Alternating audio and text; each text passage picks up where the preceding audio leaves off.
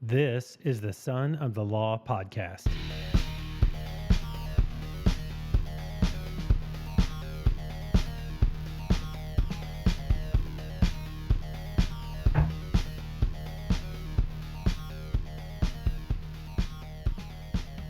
Hey everyone, welcome. Welcome to the Son of the Law podcast. I am your host, Jay Christopher. Joining me in my home tonight is Mr. Todd Dunn. Hey Todd. How we doing? We're doing great. Even better to have you here. Super thrilled to have you on the show. Before we get there, I want to thank everybody for supporting the show. Remember, you are why we do this and what this is all about.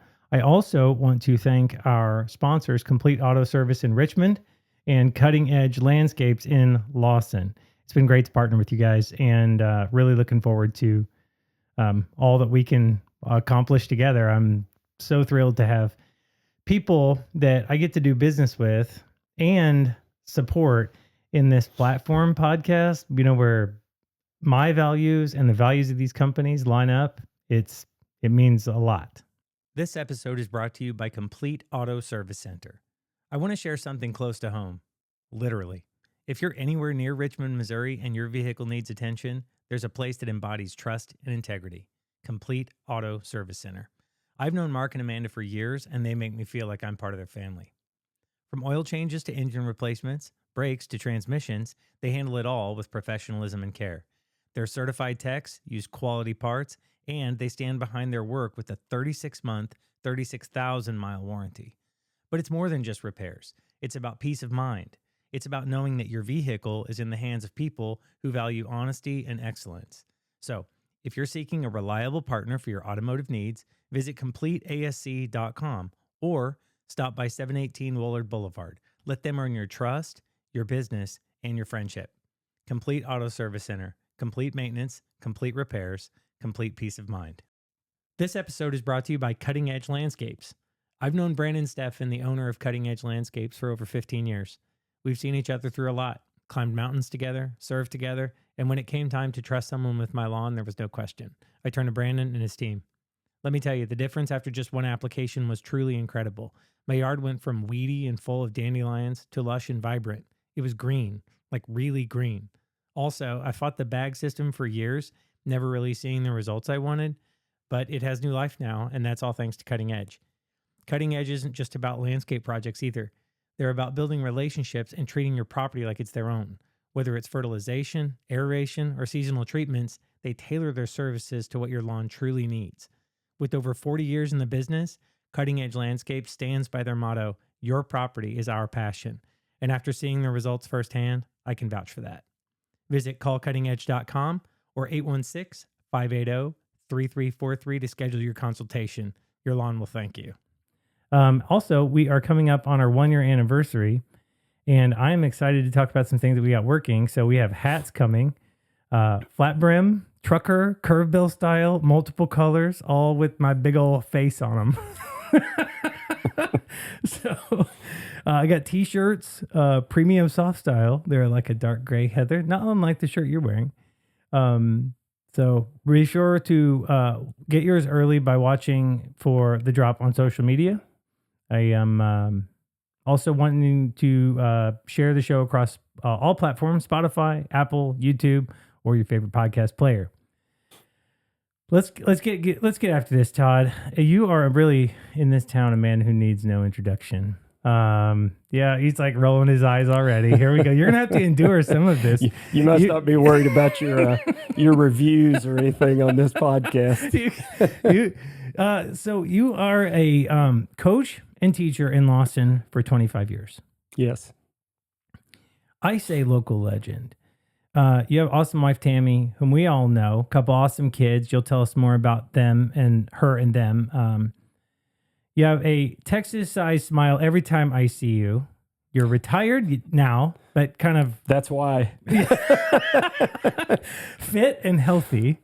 Very fit, very healthy.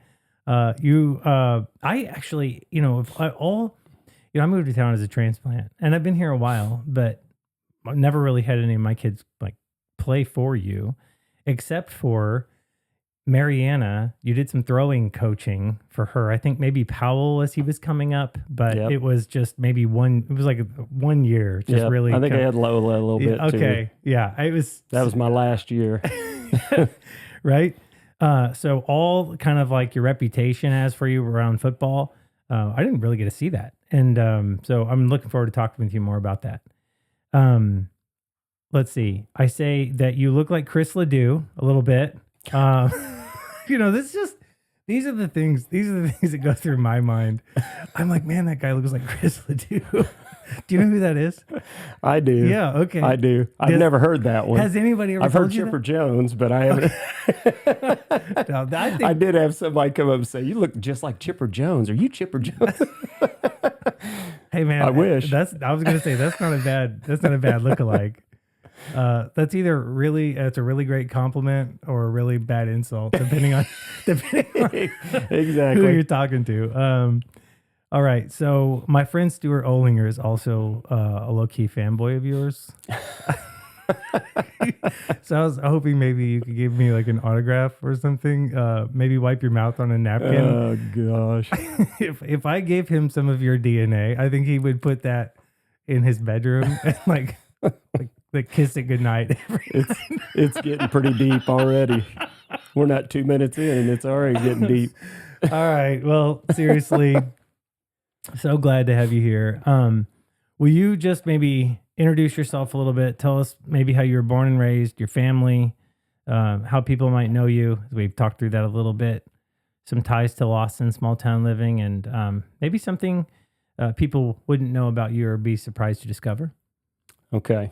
Well, I'm getting a little older, so remembering all that in this answer is going to be tough. I'll but get through it. I'll do my best. But first off, I appreciate you having me. I'm flattered to be on here. I don't necessarily talk a whole lot, or people probably think I'm somewhat quiet. But if you get talking to me, I keep going. You can just talk to my wife about how long I'm on the phone sometimes. So. Let's roll. But grew up in Macon, Missouri. I've got where is Macon? Macon is between Moberly and Kirksville. Okay. Between Chillicothe and Hannibal. Okay. Right on 6336 junction. Got it. So that's kind of what it's famous for. I mean, about 6,000 population, school size. When I was in school, a little bit bigger than Lawson. Okay. Now, pretty close to Lawson. They're Okay. Class 2 football.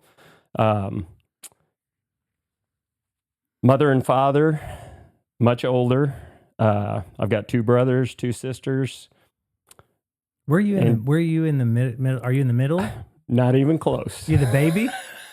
I'm the baby by 10 years. Little baby Todd. Yeah. So my closest sister is 10 years older than me. So Okay. So I joke with them that I was the plan when they were all mistakes, and they were just waiting for the good one.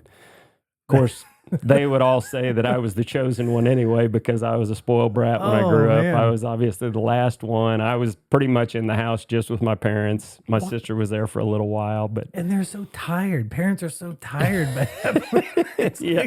like, just let him do whatever he wants. yeah. Well, and I will say I was somewhat the good one, I think, after I heard all the stories, because I was always afraid to embarrass my parents because they were well known in town, and I knew if I got in trouble, it wouldn't take long for it to get around. Oh, yeah. But little did I know that my brothers had already broken that glass. They had so You had a reputation already. I probably could have gotten away with a few more things, but no, it was great for me. Like I said, I've got a brother I've got 2 brothers in their 70s, and I've got 2 sisters in their 60s.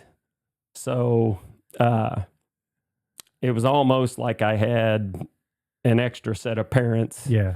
So that was great. I mean, I missed out a little bit because I was probably not super tough, because I didn't have people beating on me all the time because they were too old. They were, Oh, sure. I mean, if they were just 5 years older, they probably would have beat on me, but I was just a little kid when they were leaving high school and stuff. So they're mom and protecting dad you. would kind of jump them if they got on me too bad. But it's like I said, I was like an extra set of parents. I went on camping trips with my brothers. My sisters took me everywhere. They took me on dates and everything else. So That's awesome. I was kind of like the Bobby Brady, opening the umbrella in the in the convertible. But my parents, like I say, my dad was in World War II, so obviously much older. Mom, same thing. So it was awesome for me because, like I say, my brothers and sisters were somewhat gone, where they still did a lot of things with me, but I was pretty much in the home and did all the traveling with my parents. Yeah. And That's so funny you say that. Christopher, our youngest, is he's 3 years younger than Lola. And next year, when Lola's out of the house, she's a senior this year, Christopher's like, now that the kids are gone, we should travel. so I totally understand. That is, and I was very fortunate, and I will go into that a little bit. I was really fortunate because my parents were traveling parents, even though my dad was a coach. So, I lived this in my adult life too, where you had about 2 weeks in the summer that you could go on vacation because the rest of the time was filled with, camps and weights and that kind of thing. So, but they really enjoyed traveling. And I hear the stories about when they traveled before I was born, or maybe when I was a baby, that they had the homemade pop-up camper and all the kids had different jobs and they had to go get their jobs done every time they stopped. Well, that's what we did too. We camped about everywhere. We just had a little better camper probably when I was camping. But that was so awesome, and I wish I could go back and do that again, because I always joke that, I joke with my wife, I've been there, but I probably didn't pay a whole lot of attention to it because I was more worried about getting to the KOA with the swimming pool so I could do some swimming.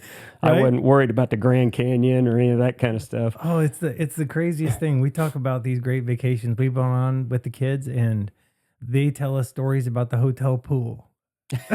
Yeah. It's like, you remember that pool with the echoes? You remember that pool where we could splash and hit the ceiling when we jumped in?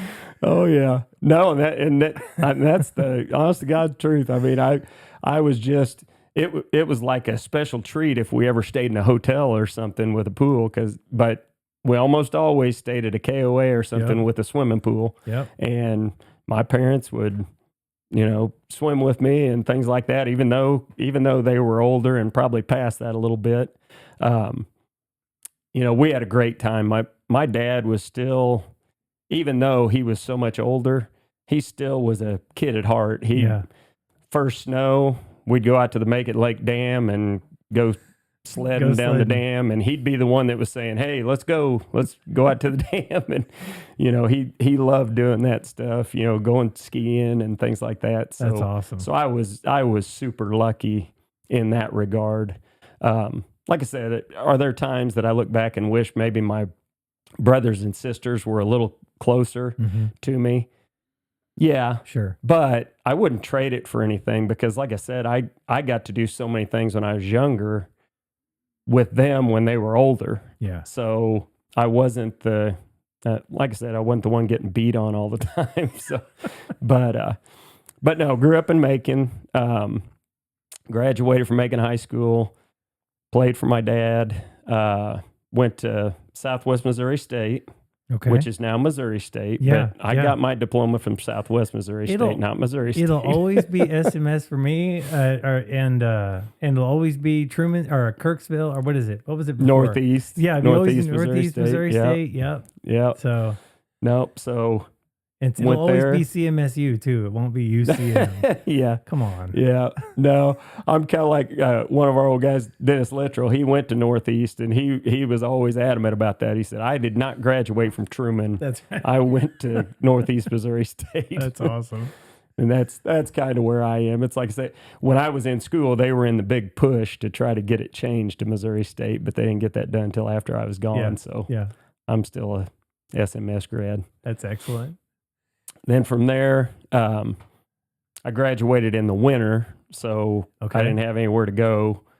So I went to I went to Mizzou for a semester to finish up on some of my science hours and health hours. Mm-hmm. I was a PE major, but as everybody told me when I was going through, they said, you better get something else because you're probably not just going to be teaching PE. Right. And they were right. Yeah. And so I got my first job at South Shelby High School under John Morris, who played for my dad in high school and played at Missouri Valley and actually played in the NFL for a few years as a long snapper. Was an assistant for 2 years, and then he left to go to Quincy University, and I foolishly went for the head coaching job and got that and was way over my head. At Shelby. At South Shelby, Yeah. yep, in Shelbina, Missouri. Okay. So not Shelbyville, that's North Shelby. It's South Shelby. I was going to say, it sounds like fighting words if you... Yeah.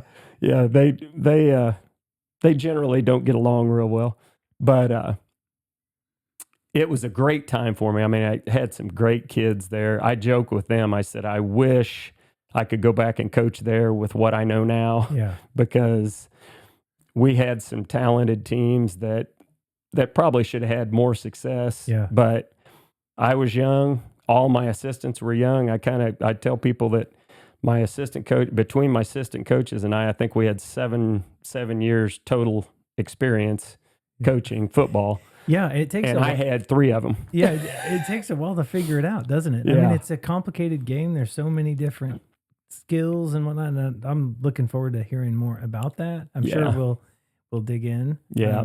How did you meet your lovely wife? And well, that's all part of that same story. I was Really? coaching at South Shelby, and I was coaching football and track, and she was coaching and teaching at Mark Twain High School, Okay. which is in the same conference, Okay. which is in the Clarence Cannon Conference. Not anymore, but they were back then.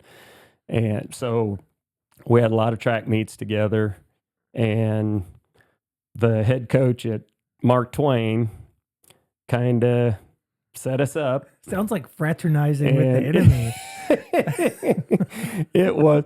And she always jokes because my mother was the PA announcer for track and for junior high, JV football, Okay. those types of things. So, Wow, really a small town. she always jokes that we're at a track meet in Macon, and she looked up and she said, I know your mother was just staring down at me.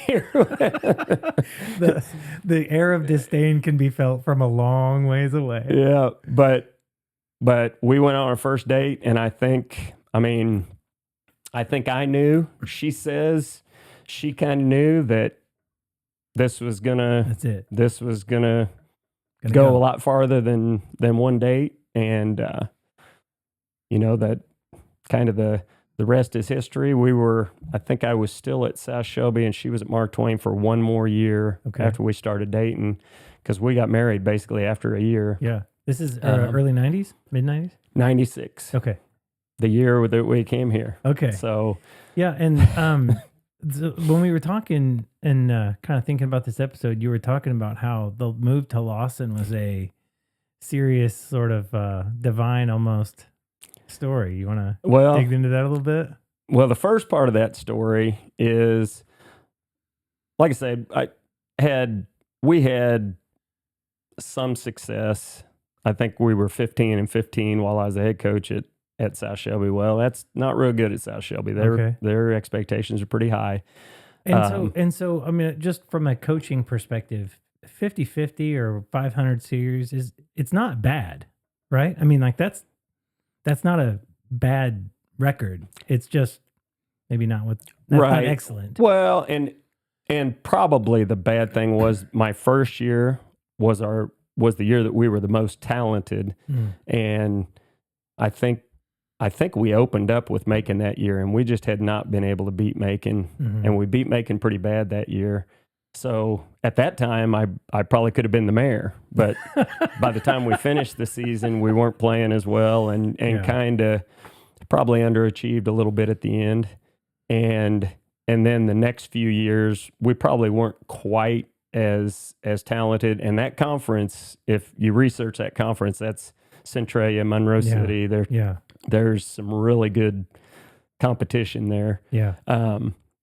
So, it wasn't, I loved it there. And, that was kind of my comfort zone. Shelbina is only 20 miles from Macon. So, I go home anytime and that, but we both kind of decided if we're going to get married, we're going to do whatever we can do to teach in the same school district. We didn't like the fact that we were in different places and, maybe rooting for different teams and so on, having to commute, those types of things. So we both actually resigned without a job. Whoa. So it was kind of let Jesus take the wheel. That is like the worst advice Yes, to give anybody. I would not advise that. Now, for my wife, it wasn't a big jump. She's a math teacher, so she knew she could get a job anywhere. Yeah. I thought I could get a job, but I just didn't know if I was going to get a job in what I wanted, which I didn't go into this when I was at South Shelby. I was teaching junior high science and physical science. And then I think I had one PE class, maybe two PE classes. And I did not want to be in the classroom. I'll be totally honest. I was one of those that I was basically a chapter ahead of the kids. Yeah. is where I was. I enjoy science, but that's not what I went into the business for. And see, that's so funny because I like kids, but I just don't like junior high kids. I'm kind of kidding, but kind of serious. Well, I think that's a popular opinion, except for my wife. Everybody asks her how she did that for so many years, and it does take a special talent. But I really enjoyed, and it's kind of a strange deal at South Shelby because at that time there were two junior highs and two elementaries. Okay. One was in Shelbina, one was in Clarence, Missouri. Those are about 8 miles apart. And then South Shelby High School is right in the middle and a little closer to Shelbina. Right. I was at Clarence Junior High and I loved it there. I developed some great relationships with kids there. There are kids that I still stay in touch with today from there. That's amazing. Because, a lot of it then for me, and the one thing that I always thought I did a good job of, it wasn't the teaching in the classroom necessarily, that they came out just knowing more science than they ever knew in their life. But I felt like I always cared about kids and cared about what they were doing outside and things like that. So we got pretty close. But I was commuting between there and the high school. So I would basically during my lunch period, the lunch ladies would fix me a sack lunch. I'd have to go over to South Shelby High School and then go teach physical science. And I didn't like that quite as much. That was mainly freshmen. Yeah. And you know how freshmen are. And like I said, I was in an area that I didn't really want to be. I had wanted to teach PE, and not because, I know all the cliches. Yeah. And, you just roll the ball out, read the newspaper, and so on. Well, I didn't want to do that. I wanted to teach weight training. I wanted to get people in shape and so on. That's what I really loved. So that's what I was looking for. And that's where the move to Lawson was. I'll get into that a little deeper because that's where the let Jesus take the wheel as far as resigning before we had jobs. Yeah. That's a big part. But for it to bring us to Lawson was a really strange story because my wife was interviewing, I interviewed at Liberty. I interviewed at a few different places. Yeah.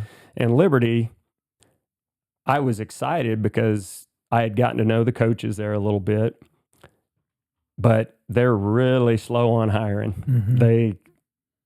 They have the luxury to wait until the very end of the summer. I just kept calling and say, "Hey, do you have anything?" I got to make a decision here. Not yet. Yeah.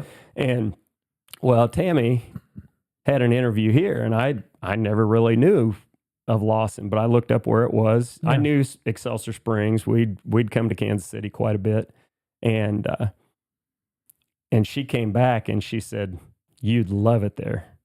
She made comments because I think when they took her around, I think she said, and I think it was Nelson Canning. I don't want to call him out. I think he was out long snapping in the hallway when she was touring, but she just meeting the administrators and walking around the school, she just said, Yeah. "I think you'd love it there." Yeah. Well, they didn't have anything at the time, and she talked to them, and they wanted her as a math teacher, and but they said, "We don't have any PE right now."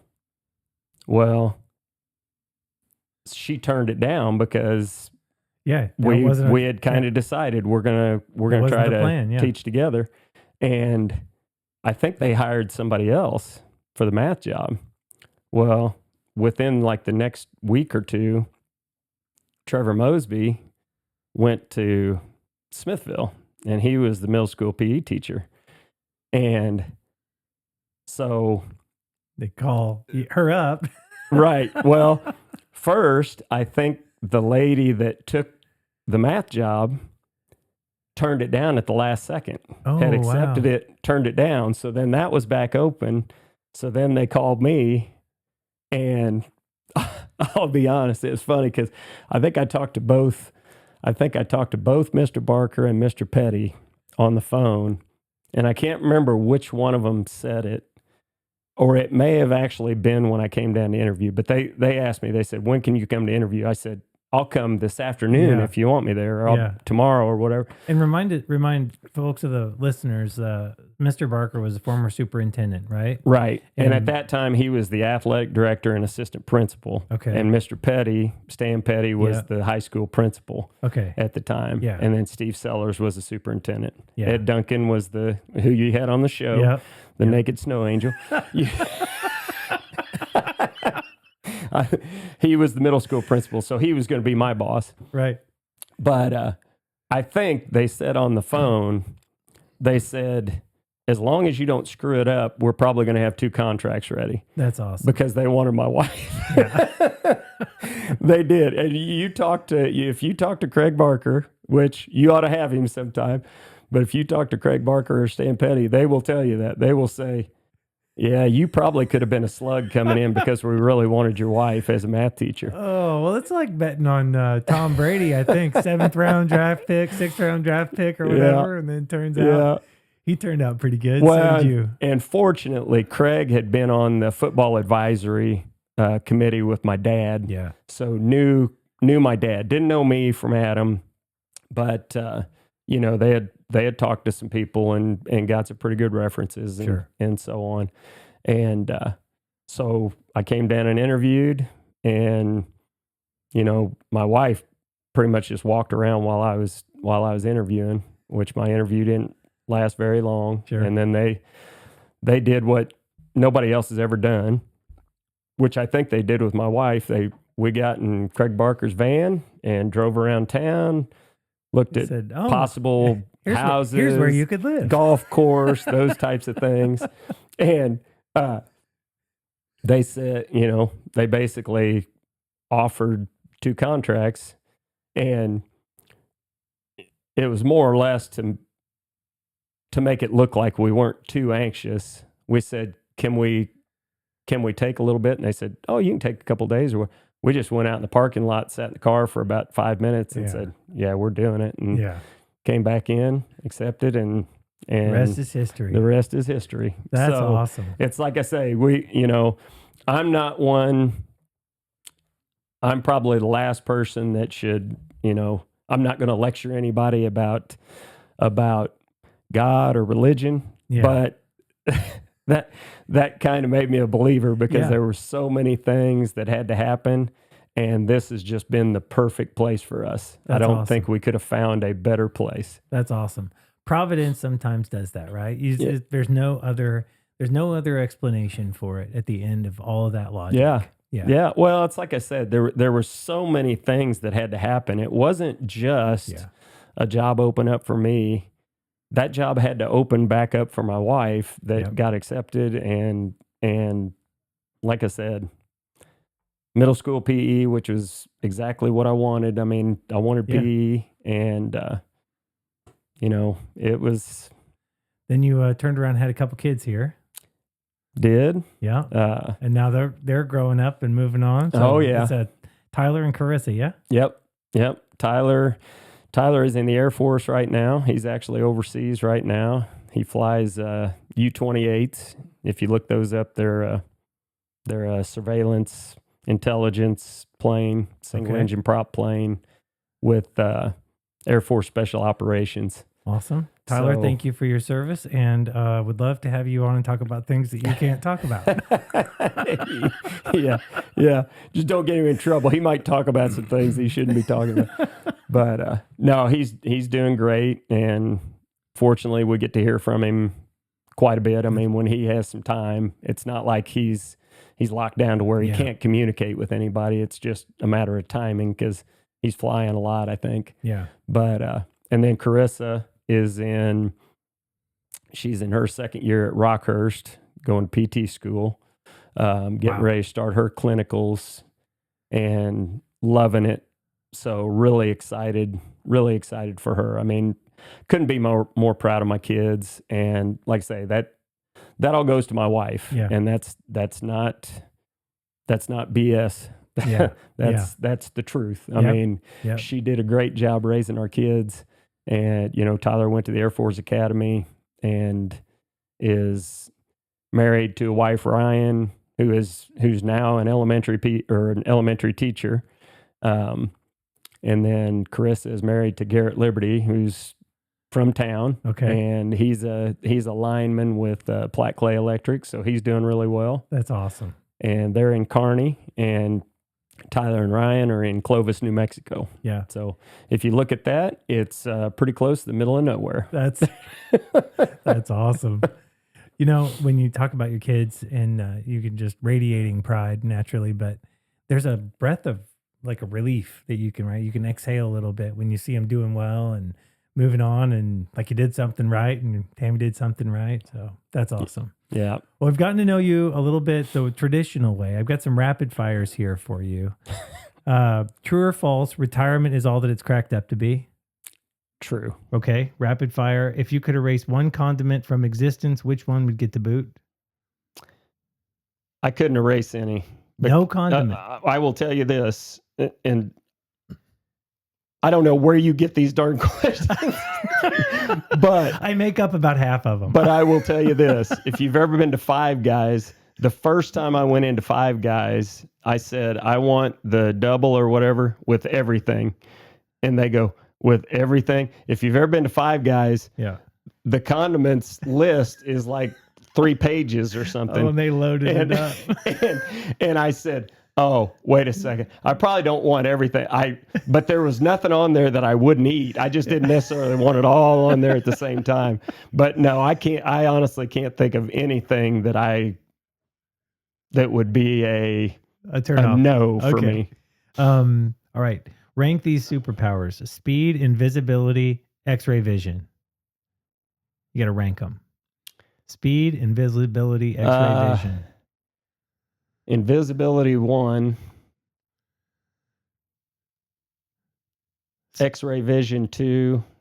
Speed 3. Okay. If I'm invisible, I don't have to be fast. Oh, the logic. That's right. The logic it starts applying. I love it.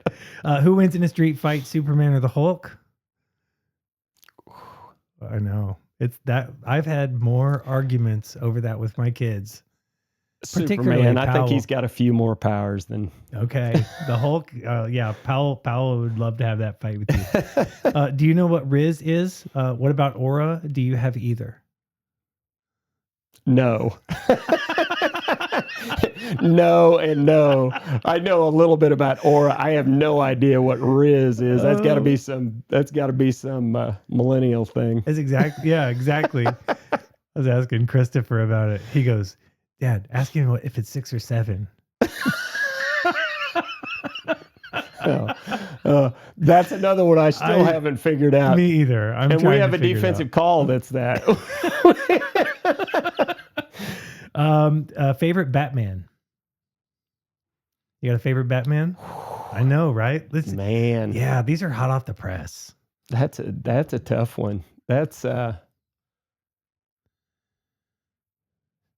You have a lot of choices. because and they're totally Val Kilmer, different. Michael Keaton. They're totally different. Was It's it- like I say, probably not Val Kilmer, Okay, and I like Val Kilmer. But I agree. He it was would probably be Michael Keaton or Christian Bale's Christian latest. Bale, and those Way are totally different. Yeah. There's one that's pretty dark. Yeah, And one. I think Carissa would say Christian Bale because he's attractive. And I'd say Michael Keaton because I remember him from all the other Oh movies. man, he was so good. He was so good. Okay, what I've asked. I was talking with Wes Flory actually about this one time. I actually called after talking with one of the kids. They were kind of frustrated that they weren't playing or whatever in a particular sport. And I said, "What is the priority focus as a coach? Play to win or player development?" Both, if I'm being honest. Yeah. But you got to pick one. Which I is mean, it? And we'll get into more about your coaching philosophy and let you expand a little bit. But if you got to go, you got to go. I mean, I think it's player development because I think without that the other doesn't happen. Yeah. But that's a really hard choice. It is, right? Because you're not playing to lose. Because I am one that, they do, if they keep score, we're playing to have I want to more. Win. Yeah. That's excellent. Well, let's transition here. I struggled because I didn't really quite know how to introduce a Hall of Fame coach, right? And I know it's hard, right? You laugh, you're going to roll your eyes a little bit. So I found an introduction to an article from 2020 when you retired that said this. Macon native Todd Dunn recently announced his resignation as the head football coach at Lawson High School. After 4 years as an assistant, Dunn took over the Lawson program in 2000 and led the Cardinals to the 2007 state championship and state runner-up finishes in 2003 and 2013. Dunn says that 25 years is a good run. Right? It's about as understated as it gets. And I think, just after briefly chatting with you here, right? Humble guy. But when you look at some of the stats, you can be humble and you can bring all the humility to the table as you want. But when you're keeping score, you want to win, right? And that is exactly what your record says, right? So let's go through some of those numbers. Bear with me, right? You knew this was going to happen. It's fine. You have a 77% winning percentage. In your career, you were 201 and 65. We talked about Shelby. You were an assistant coach in Lawson for 5 years, head coach of the high school for 21 years in 2000 and 2020, with a record of 186 and 50. 9 KCI conference championships, 10 district championships. You went to 3 state quarterfinals, 7 state appearances overall, state semifinals in 2016, state finals 03, 07, and 13 as discussed. And then you were state champion in 2007, state coach of the year in 2007. And then Kansas City Football Coaches Association board member. Is it for the last 5 years or 5 years within that within period that. of time? Okay. I mean, that's ridiculous, right? I mean, like when we're talking about Shelby 15 and 15 and a good coach having a winning record, these figures and these numbers are astronomical. To say you won the conference championship and you're talking about Centralia and those others over there in Shelbyville. Here in the KCI conference, we're not slouches. I mean, Lathrop's big, East Buck, Plattsburgh, Mid Buchanan's got a great program. So we're known for beating up on each other too. So those around here who know what the competition looks like, for you to say 50% of the time you won a district championship in 20 years, 10 of those years you're winning the district championship, that's ridiculous. So I'll leave it there. When you think back on your entire career as a coach, teacher, mentor, what's the first memory and I'm talking about your coaching career, but with respect to all these things, as a coach, teacher, mentor, what's the first memory or emotion that comes to mind? Blessed.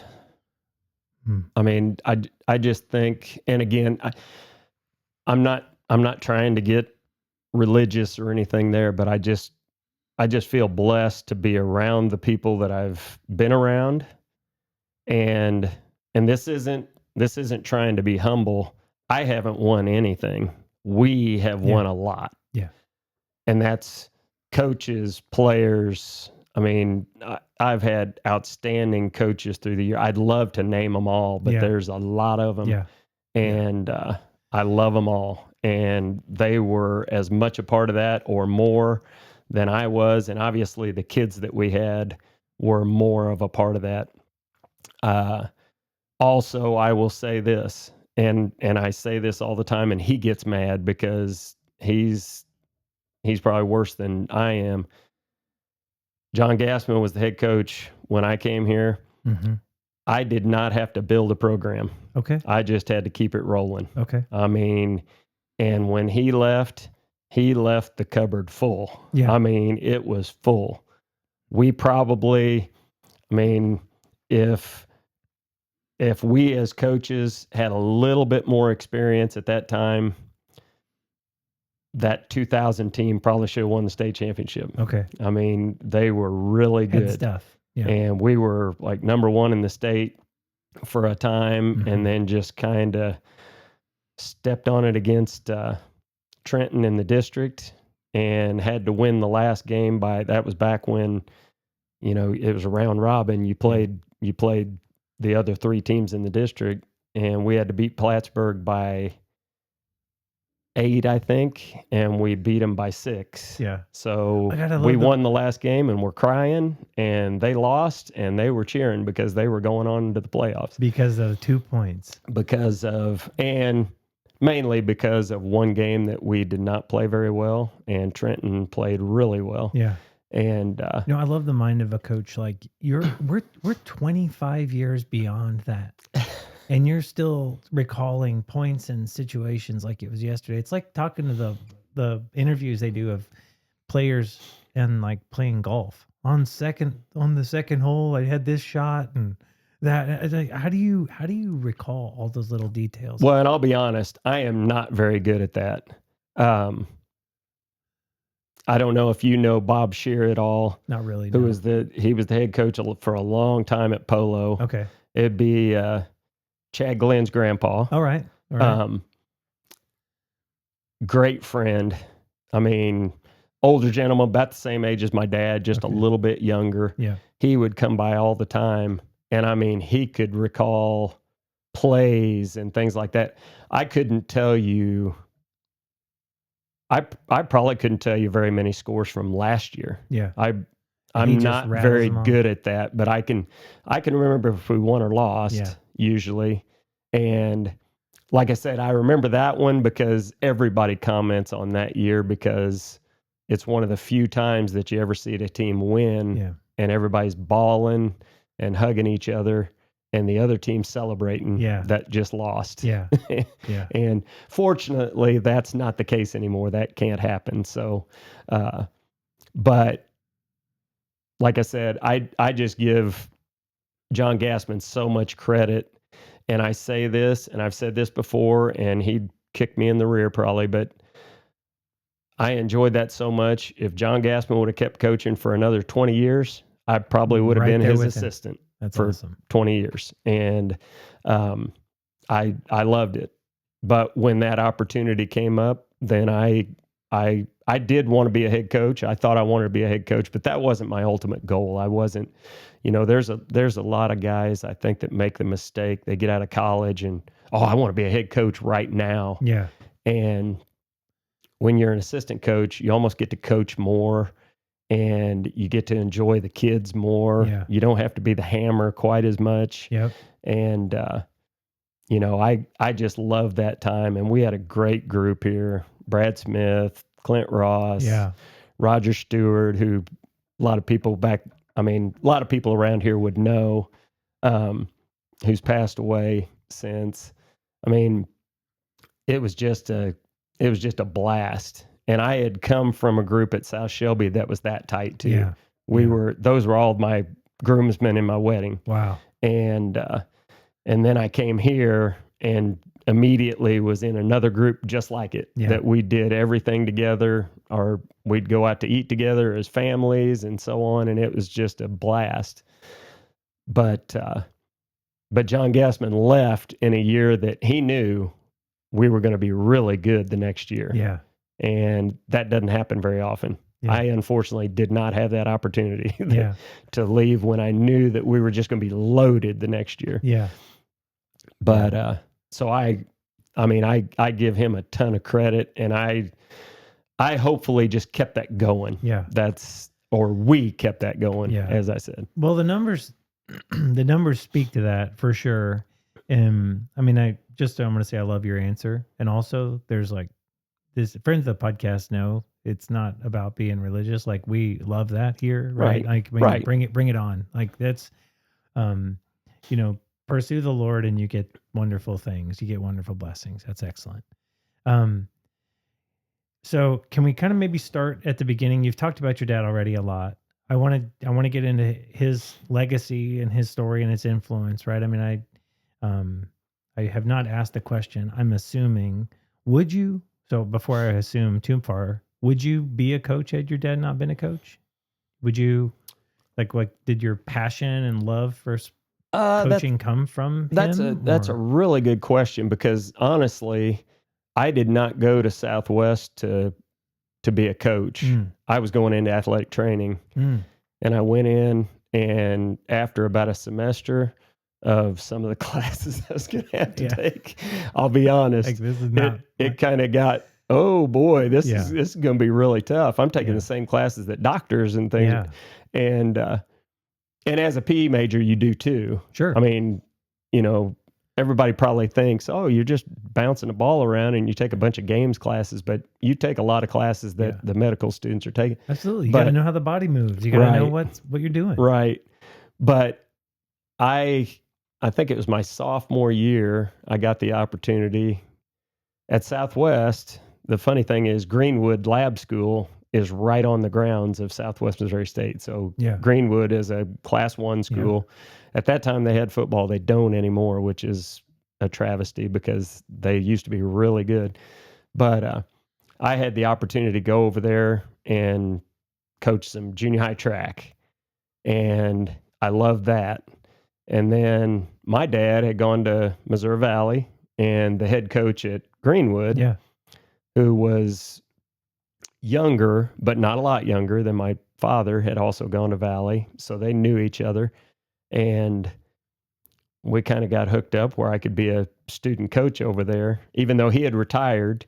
And I just loved it. Yeah. And that's where it kind of turned. And I thought, okay, this is what I want to do. Yeah.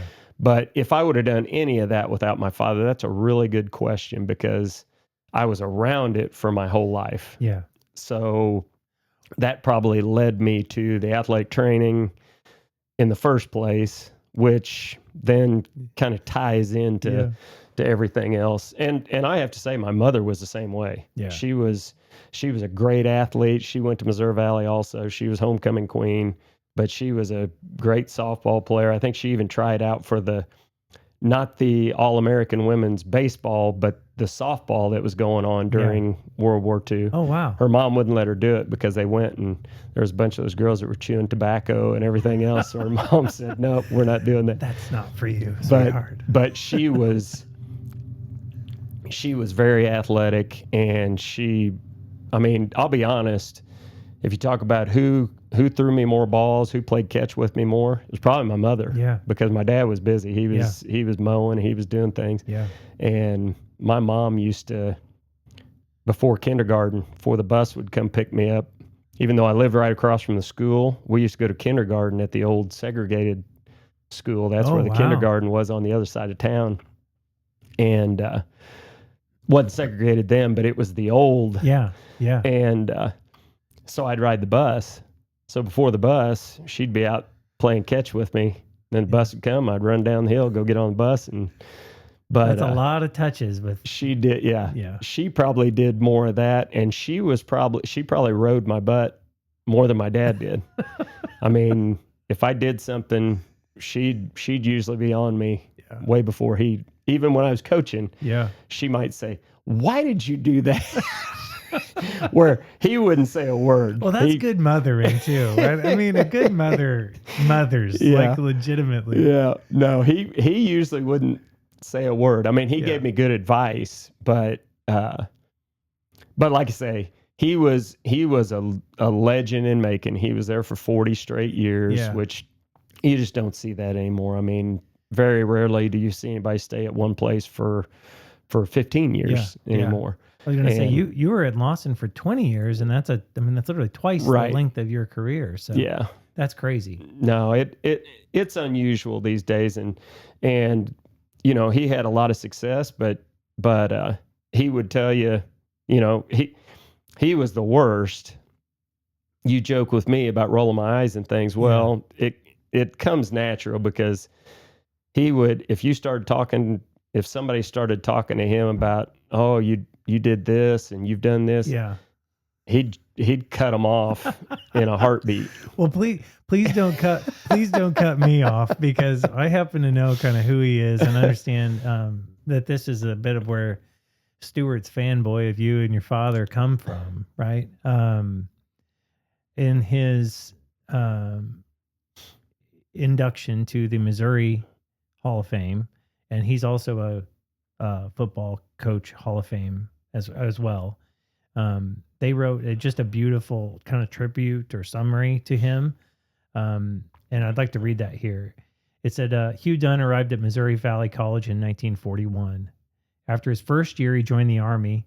Dunn served in World War II, stationed at Germany with D Company of the 253rd Infantry Regiment. He was injured in battle, causing him to lose his left hand and lower arm. After the war, Dunn received the Purple Heart and Silver Star Medal for his outstanding courage. This is where he'd be like, yeah, shut up. You know, stop talking. Right? Exactly. It just gets better. In 1945, at the age of 25, he returned to Missouri Valley, where he played football and ran track for 4 more years, despite what others would consider disabilities, in air quotes. As an All-American running back, blocking back, and quarterback, Hugh won national awards, including the Williamson Trophy, presented to the most valuable small college player in the country. At quarterback, he helped lead the Vikings to 41 consecutive victories and 2 bowl game wins. I mean, shut up. It's pretty incredible. It's ridiculous. He went on to have an outstanding coaching career at Macon, which you talked about. He regarded as one of the top football coaches in the state. Dunn ended a career with 234, 148, and 15, 6 league championships, and 4 playoff appearances. They later named the Macon High School football stadium after him.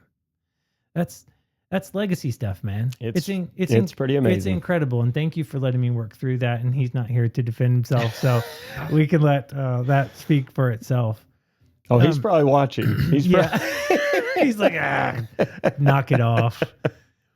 So, what did it mean to grow up in that kind of environment? And like, did that shape the way that you lead, or like, you know, you talk about it being blessed with both an awesome mom and dad?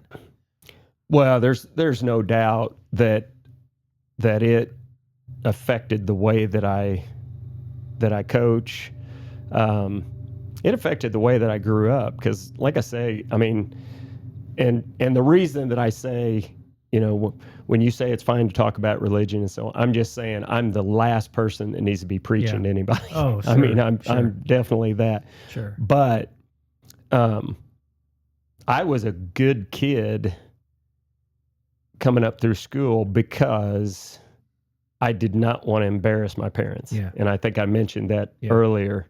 I just did not want my name associated with anything bad. So I did not, I didn't drink in high school. I didn't do anything that was going to shine a bad light on them, because I had so much respect for that. And obviously I grew up where, you know, he was so highly regarded as a man.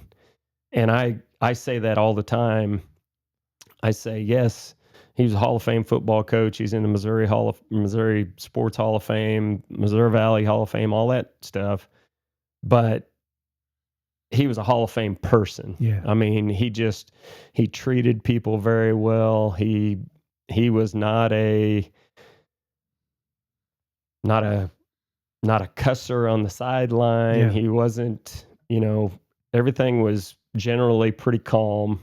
Now, he was super competitive. Yeah. But now, I'm not saying I got that from him, because I am not very calm. My temper is horrid. My wife will tell you that. I've been known to throw some things when I'm working on something and it doesn't work the way it's supposed to. But like I say, the thing that I noticed with him, it wasn't the X's and O's and things like that. It was the way that he cared about the kids.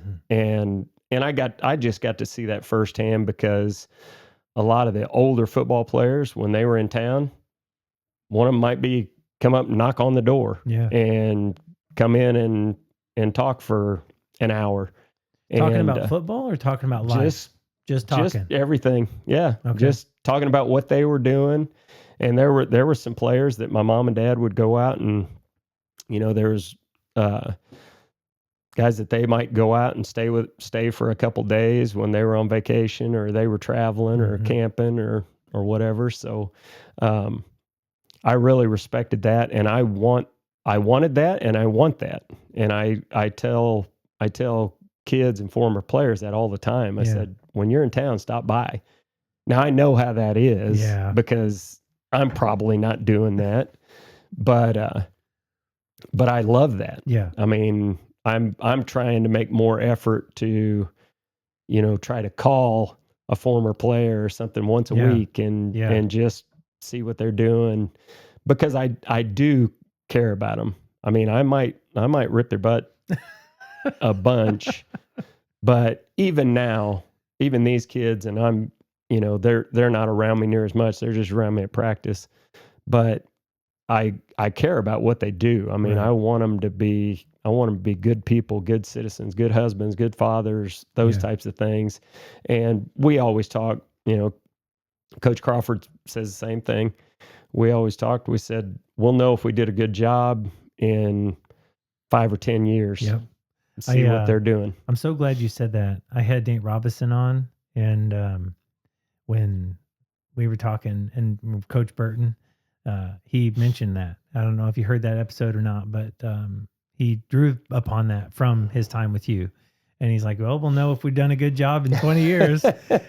These kids come back and they got families of their own, and they're living their life in a way that shows the discipline that they might have learned here and or practiced here. That's awesome. And that's the rewarding part of it. And there's so many kids, and I encourage kids all the time. I say, go out and see the world, see what's out there, but don't be afraid to come back. Yeah. This is a great place. Yeah.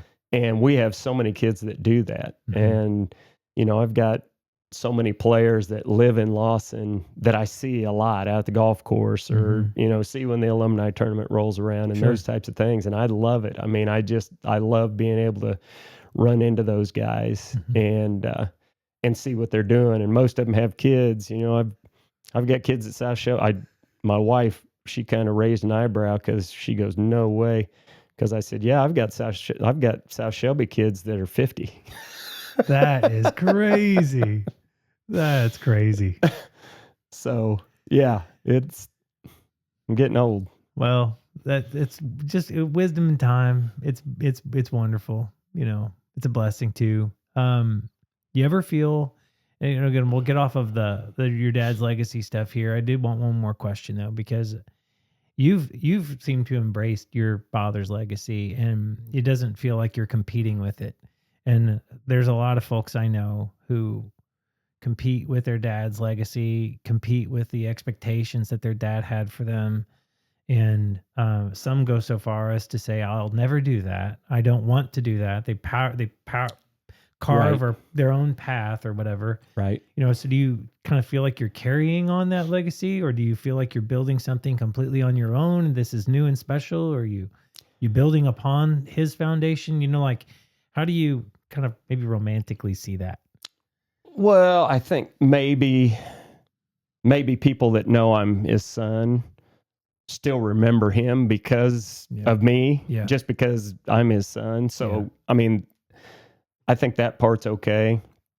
I knew coming out, I never tried to compete with what he had done because I knew there was no way. Yeah.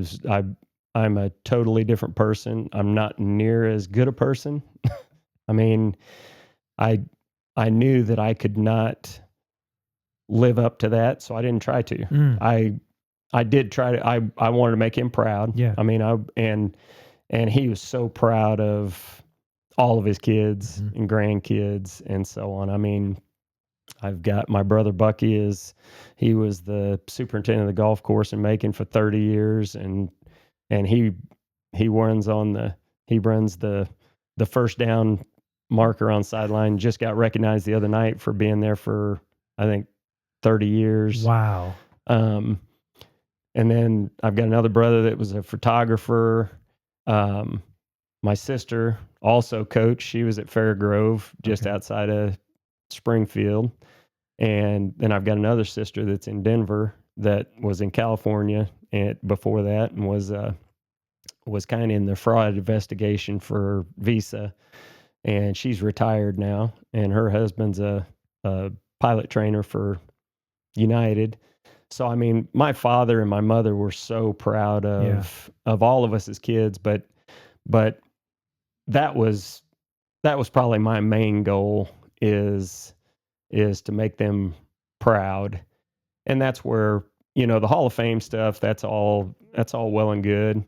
But the downside of that was that neither of them could be there. And that was kind of a COVID thing, because I was actually in the previous class, but because of COVID, they didn't have it. My dad was still alive at that time. Yeah. And he passed away in 20? Passed, yeah. Yeah. And it was, that was hard. Yeah.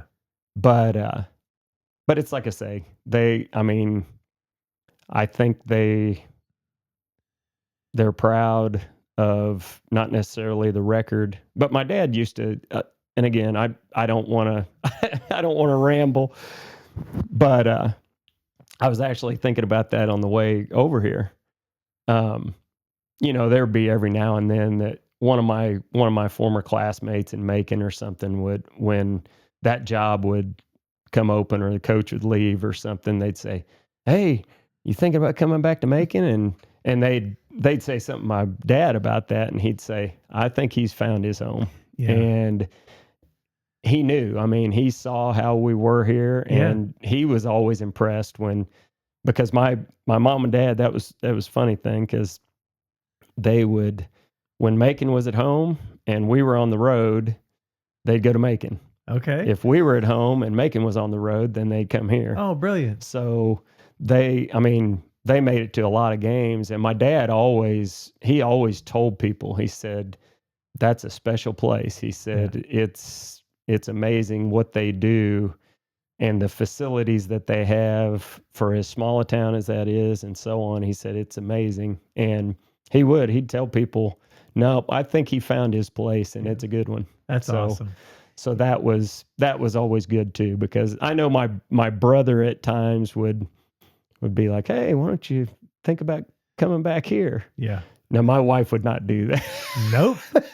That's it. But I didn't really want to do that either. Yeah. It's a great place. But no, again, back to my father, I'm very proud that a lot of people will come up and still talk to me about him. Yeah. Or say, "Oh yeah, we remember him," maybe for something else. Yeah. I mean, maybe for the times that they saw them at Missouri Valley games and things like that. And because they traveled to games pretty much for their whole life. I mean, they did that all the time. Yeah. And they'd see him here. They might pull up in their camper and come to a game, but like I say, some of the things that he did, I mean, whether it was the war, whether because obviously he was my hero in multiple ways. Sure. And,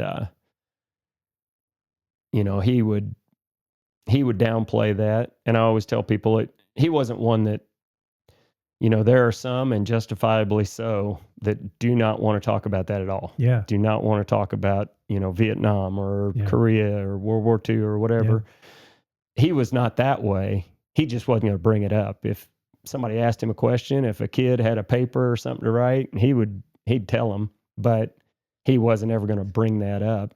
Yeah. And like I say, another funny story on that, because when he went in, because he always told me that, he said, "Oh yeah, people thought I was crazy because his first duty, he was a guard at Leavenworth."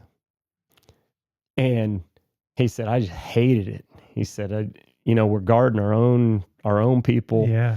And, I didn't think about it like that. And so he volunteered for the infantry.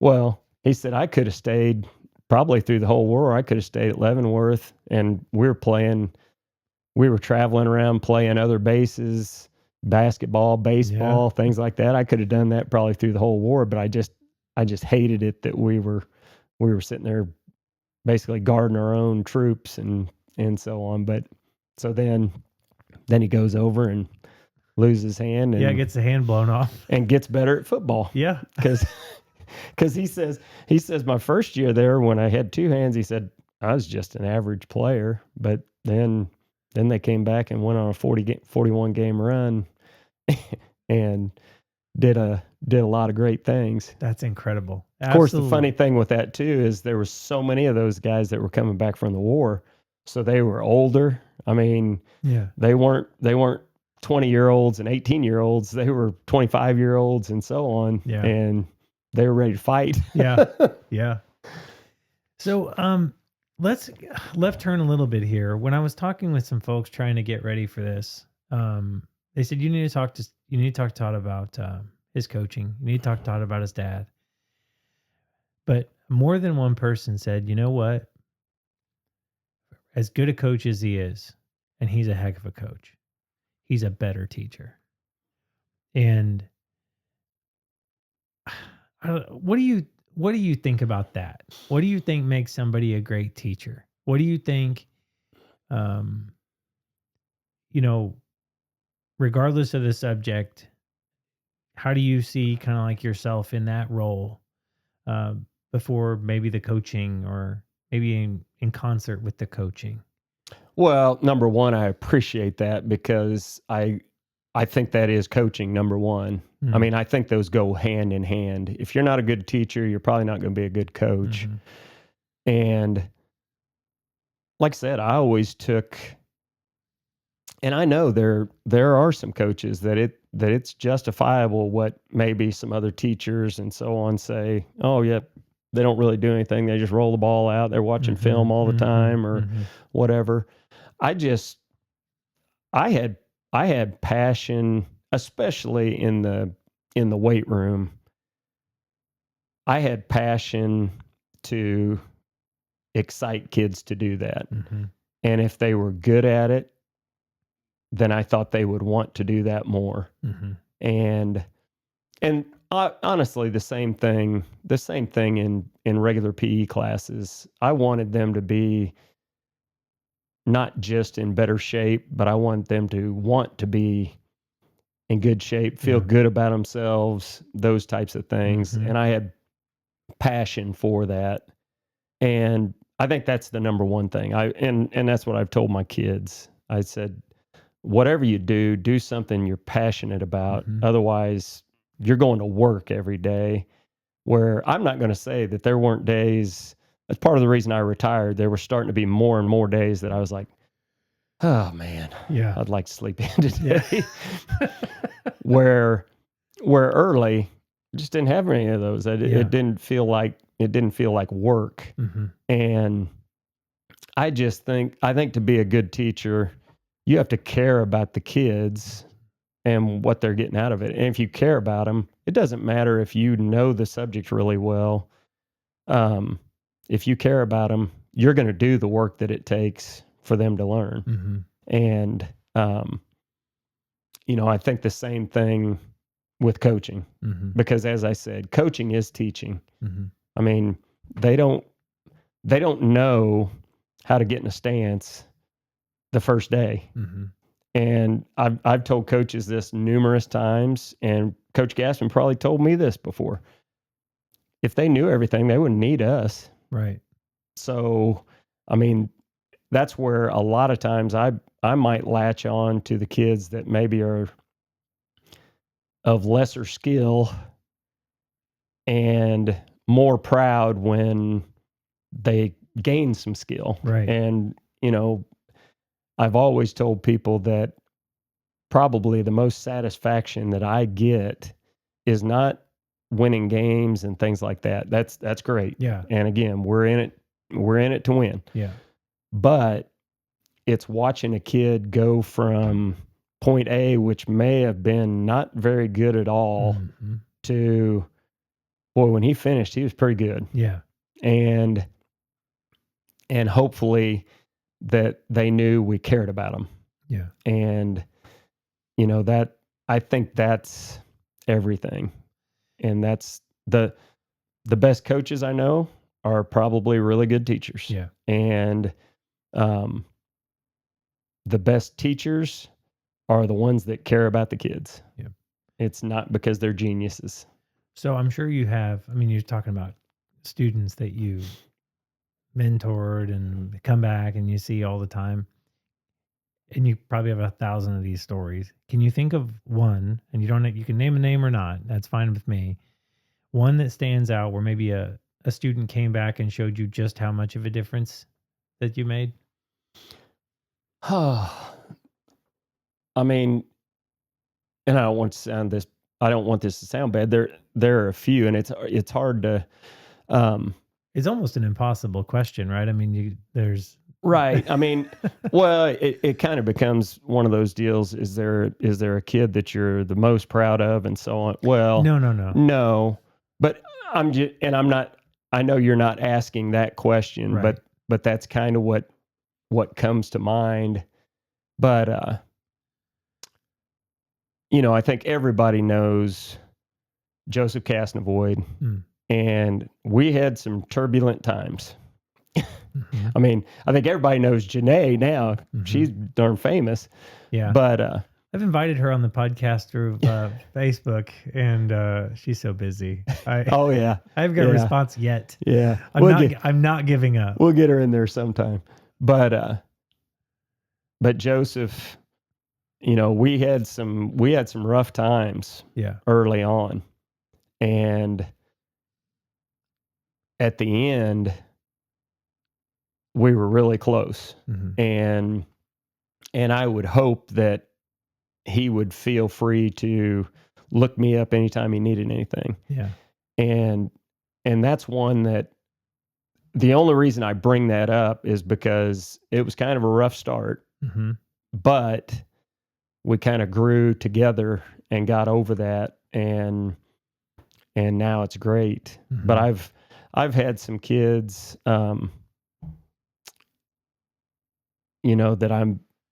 that I'm the most proud of how far they came, and not just athletic ability, not just football skill, but just grew up. We've had some kids that, maybe in middle school were in the office constantly, were throwing fits, throwing things, that type.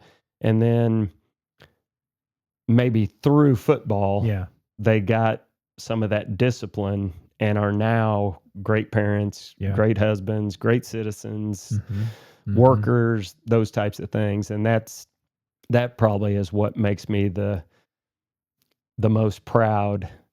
But and another thing that I'm really proud about is, there are coaches on staff right now that are my guys.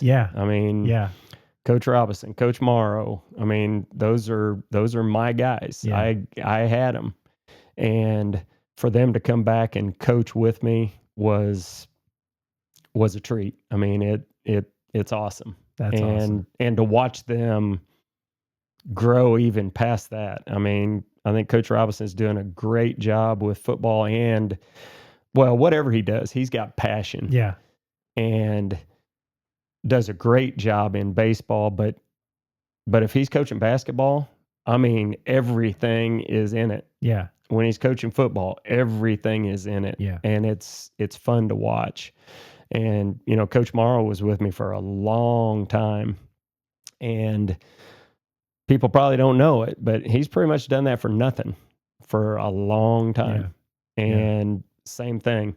He will do anything that the program needs. And watching that makes me really proud. And, you know, that's, you know, I've got few kids that are in the coaching profession. Cody Glenn is coaching at Chillicothe, and we talk on the phone every now and then. And it's really fun to see that. I hope that there's more and more that do that, because that's fun to watch. Yeah. And I'd like to go to some of those games. Oh yeah. But no, I'm humbled that somebody says he's a better teacher, because I hope that's the way that they look at it, because I probably do look at myself as a teacher more than a coach, just because teaching is part of the coaching. Yeah.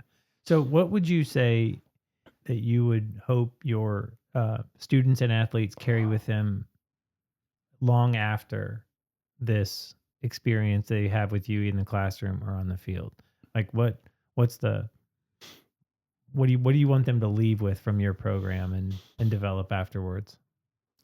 Well, I mean, I think there are a lot of attributes in there, but I think just caring for other people. Mm-hmm. I mean, I've always said, and I love every sport. I tell people this all the time.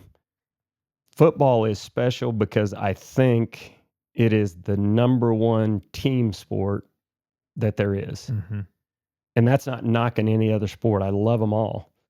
But in football, that great running back that we have right now, he's not getting all those yards by himself. Right. He's got to depend on guys to do that. Yeah. Whereas in some sports, one guy can maybe take over a game. Mm-hmm. In football, that really can't happen. Mm-hmm. And so I hope that they understand they're not going through this life on their own. Mm-hmm. And if you care about other people and you treat people well, then your life is going to be very satisfying, and people are going to treat you well. Yeah. And you might be blocking for them now. Right. And in 3 years, you might be standing up for them right. in the workplace. Exactly. Or speaking out for them exactly. in your community. Exactly. Yeah. And that's, I mean, not to get into just life philosophy, but I've always thought, how hard is it to be kind, to be courteous, mm-hmm. and so on. And some of the kids might say, well, you're not very kind. You're not very kind out there on the practice field. But there's a difference between discipline and kindness. I think, especially in this day and age, I think we're missing a lot of that. And I hope they get that. I mean, I hope they leave our program, Lawson High School, knowing how to care for other people mm-hmm. and not look down on anybody, and not, just treat people, again, the golden rule, treat people like you want to be treated. It's not that hard. And, when you do something nice for somebody, it feels good. It makes, selfishly, it makes you feel better. Yeah. And that's why I think Lawson is a special place. And I've told people this for years and years and years. I said, if you want to see how special Lawson is, there's a lot of different things, mm-hmm. but go to a visitation. Mm-hmm. You're going to be waiting in line for a long time. Yep. And it may be somebody that they don't even know really well, mm-hmm.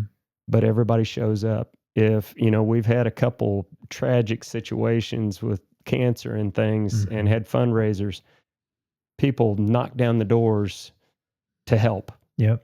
And not every place is like that. And this place is special. And that's why you know, we wanted our kids to grow up here because it is special. Mhm. But that's probably the number one thing is just be a good person. Yeah. Just be nice. Mhm. And you don't have to, you know, our mantra has always been between the snap and the whistle, you be mean. Yeah. Not dirty, Yeah. but you be mean. Yeah. After that, you're a gentleman. Yep. I mean, I don't have a problem with kids picking people up off the ground, picking up opponents, Yeah. slapping them on the butt. I Yeah. mean, I honestly like that. Then line up, and when the ball snapped, go knock them down Yeah. again Yeah. and pick them up again. Yep. And then after the game, Good shake game. their hand, and whether you won or lost, you respect each other for what you did. Yeah. And I think that's, you know, I think that's what sports can teach that maybe, you know, there are a lot of people that are anti-sport and it has no place in schools and so on, but there are so many things that it can teach that you can't teach in the classroom. Yeah. And, you know, I want them to learn those lessons. I want them to learn how to hold their temperament, how to, you know, fight for each other, fight for something bigger than themselves. And then I think they're going to be successful if they do those things. Yeah, completely agree. And you know, my coaching experience is like so little and pale compared to yours, but it's right what you just said. And I would always say that when I'm talking to kids before a season, you know, this is all youth stuff. You know, you're talking to the 10-year-old kid who's never played before and the parents who think little Johnny's going to grow up and be an MLB star or whatever, you know. And it's, you know, you basically say, you know, this baseball, this sport is a lot like life, you know. Hey, I want the kid to come talk to me as the coach because at some point he's going to have to talk to a father-in-law. At some point he's going to have to talk to a professor, and if he can't figure out this kind of authority, then he's not going to be able to figure out that kind of authority later on. And you know, the more you can transfer the skill of being a good person and living righteously in a way that is controlled and protected on the field, the easier it is to transfer that into the real world. So that's awesome. Right. And don't downplay your role in youth sports and so on, because, you know, there are a lot of coaches out there that it's all about, they want to be Vince Lombardi or they want to be Bill Belichick in the youth. And what you need there is people that care about the kids. And, you know, what I've always said is you want them all to be chomping at the bit to play the next year. Yep. And if they're not, then you did something wrong. Yep. And I may not be the greatest at that. I'm not the most patient. And that's why I'm probably not, I didn't coach my kids coming up through. But, you know, it is a village effort. And, every year again, I coached a lot of baseball, and now, you know, and Christopher, he was done last year, but it was easily my favorite sport to coach. And, I would always send out the Mike Matheny manifesto, you know, Trey Green, Garrett's dad. Oh yeah. So Trey showed me that like 10 years ago, now 12 years ago. And I latched onto it. I send it out to all the parents. I make them read it. I talk about how I'm going to influence these kids. And Matheny, he basically said this would be the perfect sport to coach if it weren't for the parents. like these parents, they're so hard on their kids. They expect so much more. They want little Johnny or little Susie to kill and just win, and they put so much pressure on them, you know. And that's not what the good coaches want. That's not whatever. Like, just show up and be a fan. Just show up and love on them, and let us teach them. They're going to get good instructions. You encourage the whole team, and we'll all do this together. Yeah. You know? So. Yeah. Oh yeah. No, that's, I mean, I made the statement a long time ago. I said, I don't want to coach a sport where their parents coach them in the summer. because again, the one thing that I've said at parent meetings, probably for the last 10 years of my career, I said, we all know when you come to a game, you're watching one kid out there. Yeah.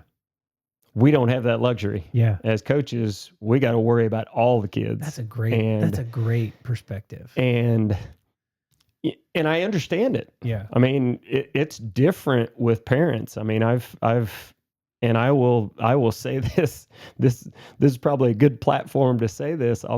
I'll apologize because I was not friends with many parents for a reason, on purpose. Yeah. Because I knew there was going to be some time where they weren't going to be happy with me. Yeah. Because their kid wasn't getting enough recognition, or their kid wasn't playing enough, and so on. And it's foolish that they take it personally. The kids take it personally. The parents take it personally, and that's not.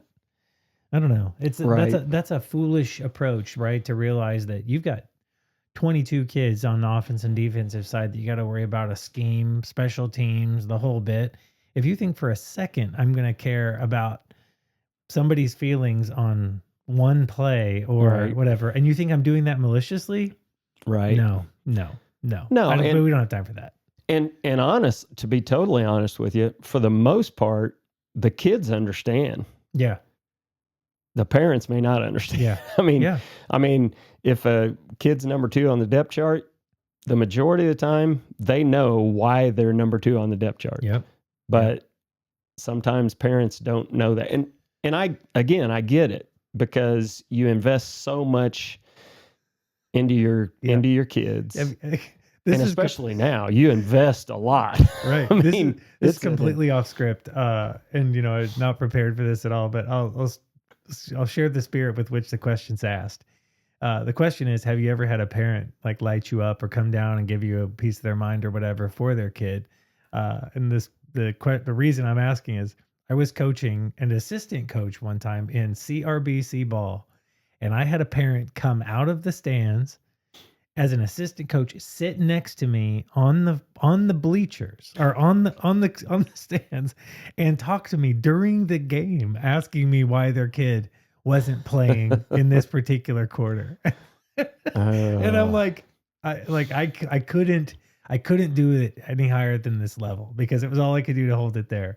So I'd want to punch somebody in the mouth. And I'm not saying you would or did, but do you ever have anybody like light you up like that, or really like have a Friday Night Lights moment where they well, I'm trying to think, what was that movie where was it Gene? It was Gene Hackman in Hoosiers. Hoosiers, yeah, when he was in the diner and all the guys were standing around him and talking about the scheme he was going to run in basketball. Oh yeah, no, yes, I have. I mean, and I say this all the time, and this is another testament to how good Lawson is and how good our parents have been, at least during my time, is I said, I think I could probably count 3 times that I had my butt chewed. Mm-hmm. Now, probably thousands in the stands. What's he doing? Exactly. Oh, he's only a Hall of Fame football coach who wins 75% of the time. But I don't know what he's thinking. That was another thing. That was another thing I always said at our parent meetings. I always said, hey, that's part of being a fan. It's always good to say, well, I would have done this. I mean, that's part of it. Yeah.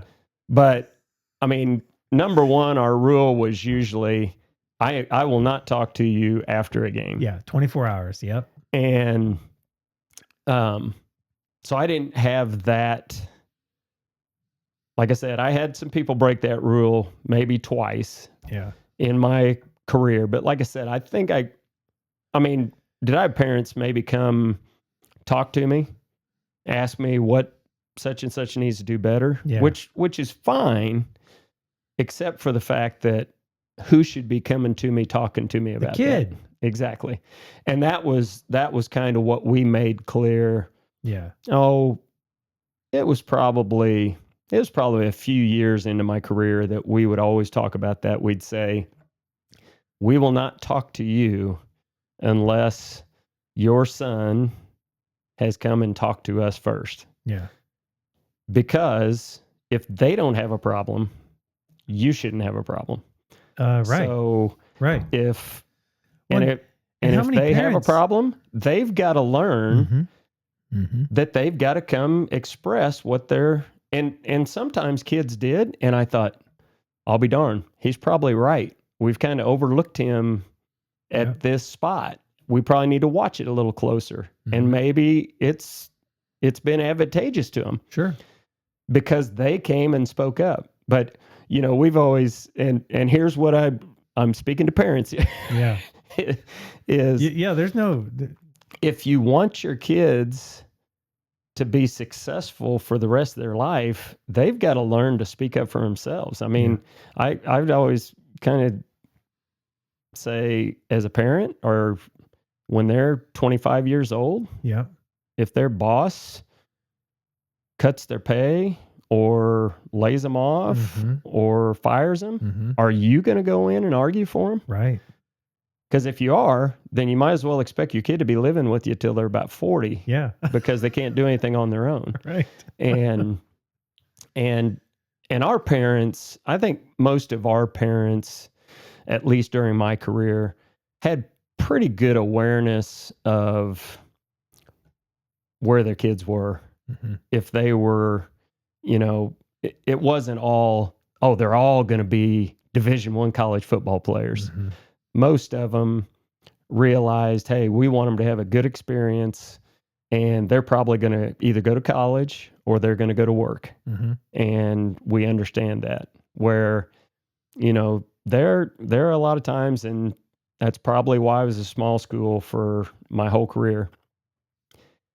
A lot of the big schools, it is, what are you going to do to get my kid a scholarship? Yeah. And I've just never felt like that was our job. Now, we'll do everything that we can to help with that. And we've had kids graduate with that. Oh yeah. We've had several that have had a lot of success. But that was not what our number one purpose was. Yeah. Our purpose was, as you said before, player development, make them as good a player as they could possibly be, have as much success as a team that we possibly could. And then, if they wanted to go on and play, then we would do whatever we could do to help them do that. Yeah. But for the most part, I mean, as I always explain, and again, I'm probably talking to parents here, your kid might be an all-state player. They're competing against every other all-state player in the state of Missouri in Class 2, in Class 1, Class 3, 4, 5, 6. Yeah. And then they're competing against every one of those kids in every other state. Yeah. For all those big scholarships. Yeah. And, what I always tried to tell them, I said, if you want your kid to have a scholarship, or you need help, because Lord knows it's expensive and you may need some help, I said, get them cracking the books. Yep. Because those are guaranteed. Grades. If they get the grades, if they get the scores, then there's guaranteed money for them. Yep. The scholarships are all, number one, the coach has to think they're good enough, to invest in them. Yeah. And think they're better than everybody else. Yeah. Yeah. And that's not always guaranteed. Right. And I think the percentage is like 1% of high school athletes will ever finish on a college roster. Yeah. Not that they won't go to college and play, but finish, which means they decided other things were more important. And, that's all fine. That used to bother me, because I wanted kids to want to go play and so on. But when a kid said, I'm just going to go concentrate on my studies and on my career, or I'm going to go to work and I'm going to start working my way up, and that's great. Yeah. I mean, that doesn't bother me anymore. I remember those NCAA commercials that talked about how, the NCAA has got so many awesome players or whatever, but 99% of them are going to go pro in something other than sports. Exactly. And so, exactly. That's, and those are the ones that are in college. Yeah. Those are the ones that are good enough to get the college scholarships and so on. So then you take the ones in high school, and it's really tough. Yeah. It's not, just because you're all conference doesn't mean you're going to get a bunch of scholarship offers. Yeah. Yeah. Now, with this interview, I've probably left 100 things off the on the bone that I probably shouldn't have. Whatever. I think people would shoot me if we didn't talk about the '07 season. You went to the state championship and you won. That is special, and there's many other special things we've talked about.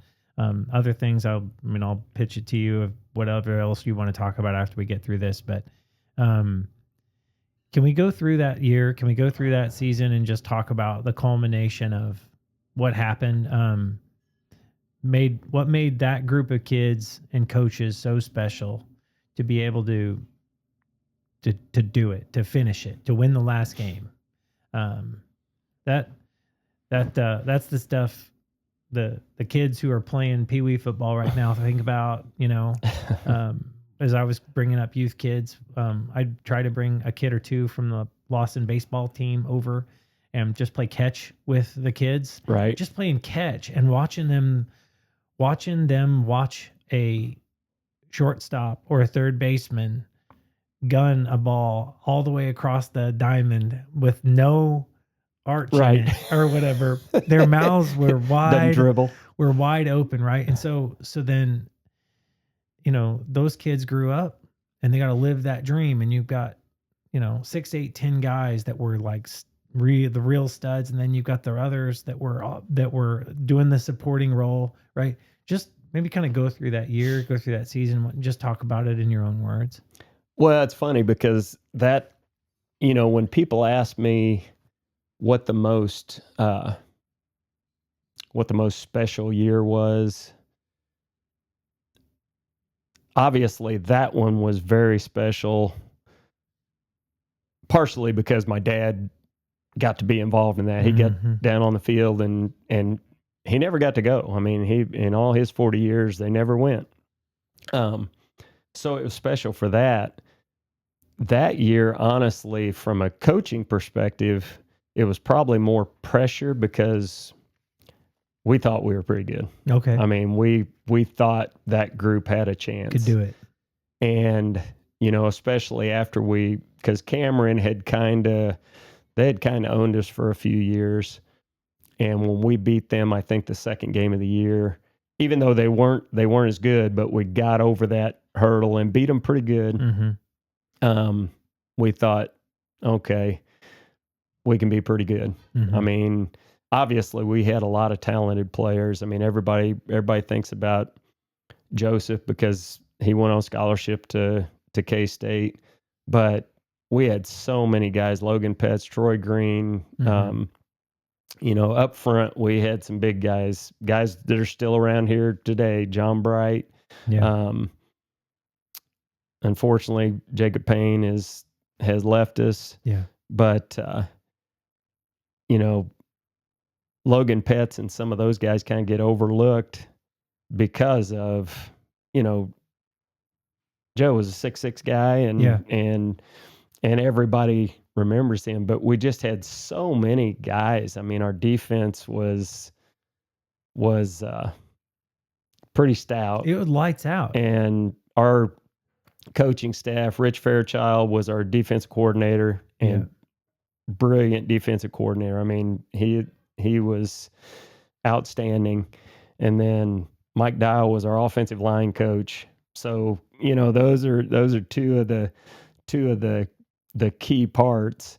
And then Kelsey Boswell, all the guys on that staff were just so great. Terry Calloway. I mean, I'm going to miss somebody and I'm going to tick myself off.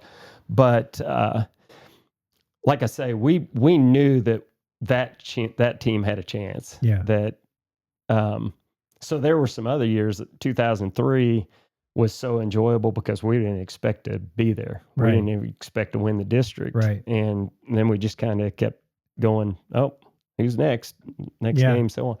Where in 2007, it was a little bit more pressure because we thought, okay, as long as we don't screw them up, they're good enough to do it. Yeah. And they knew it. Yeah. And it was what was so special about that group probably And I've actually talked to Coach Crawford about this and Coach Robinson about this year. I said, with that group, because a lot of times you're still working on things all the way through Thursday during a week.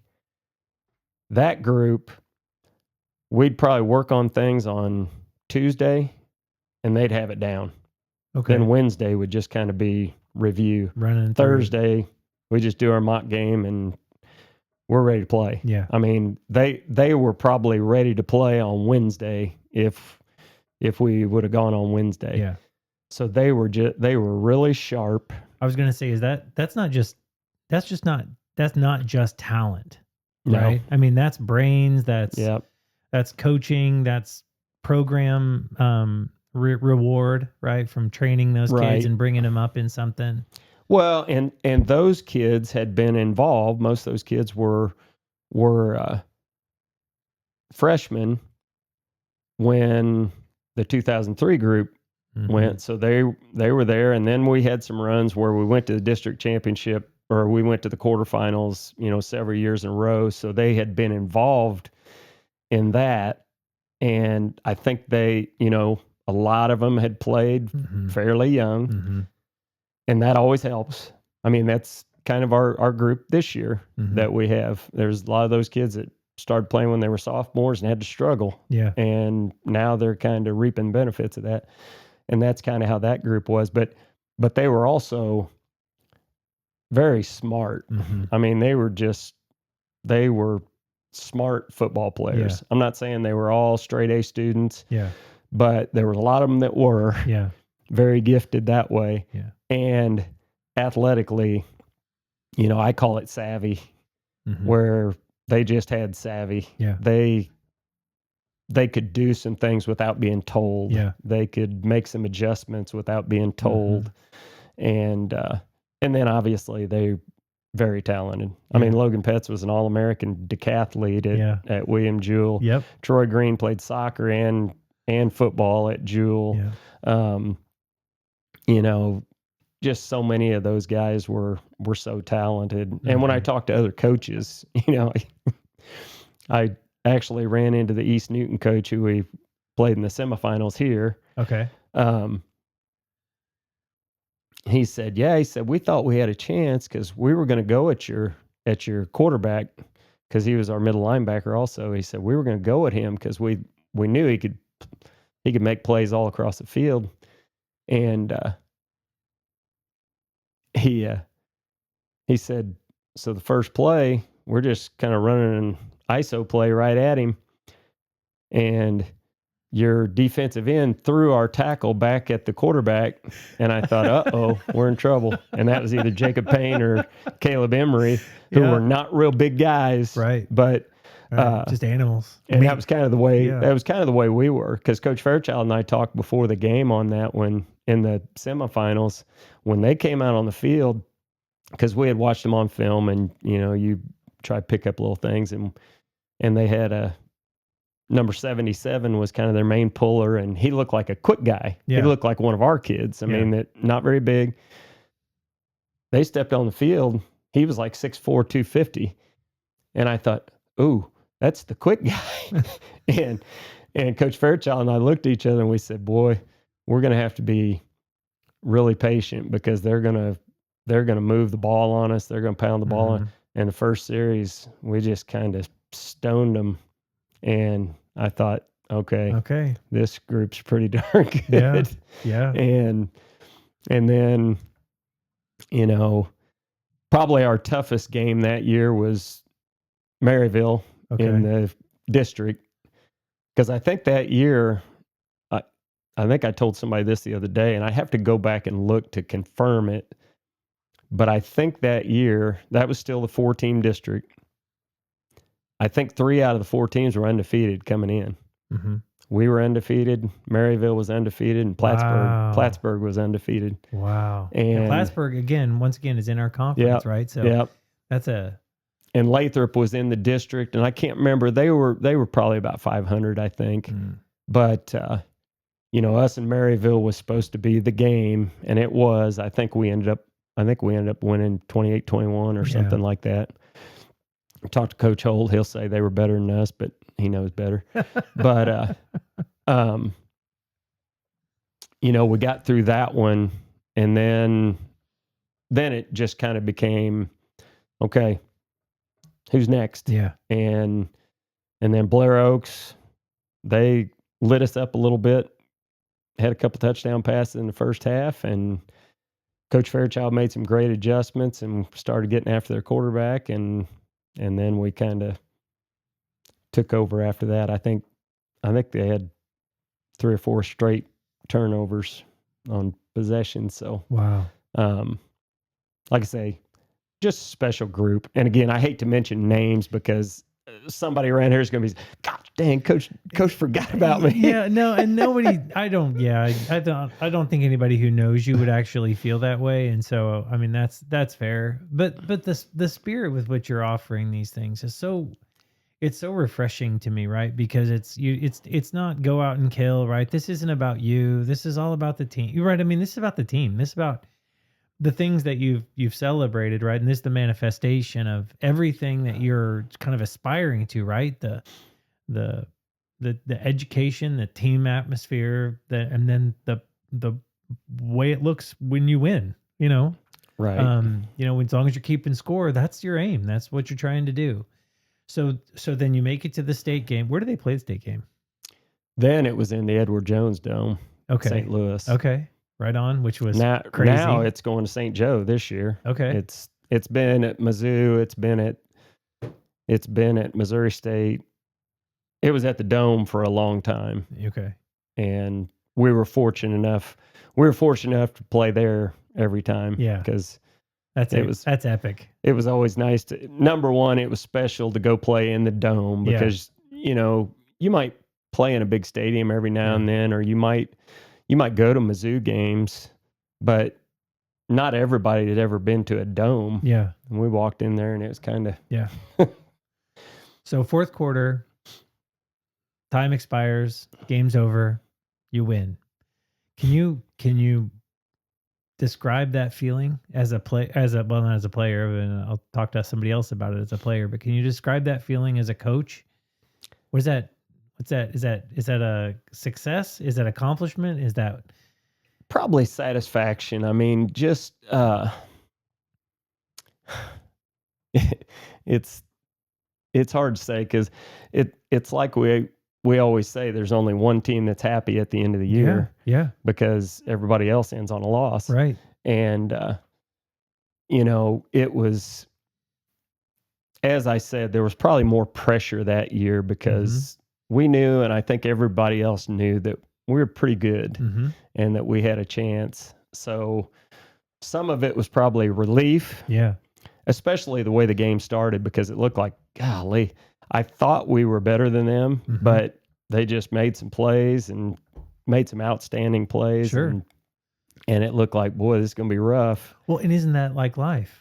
Like, I mean, you know, somebody, they're not just going to hand it to you, boys. Yeah.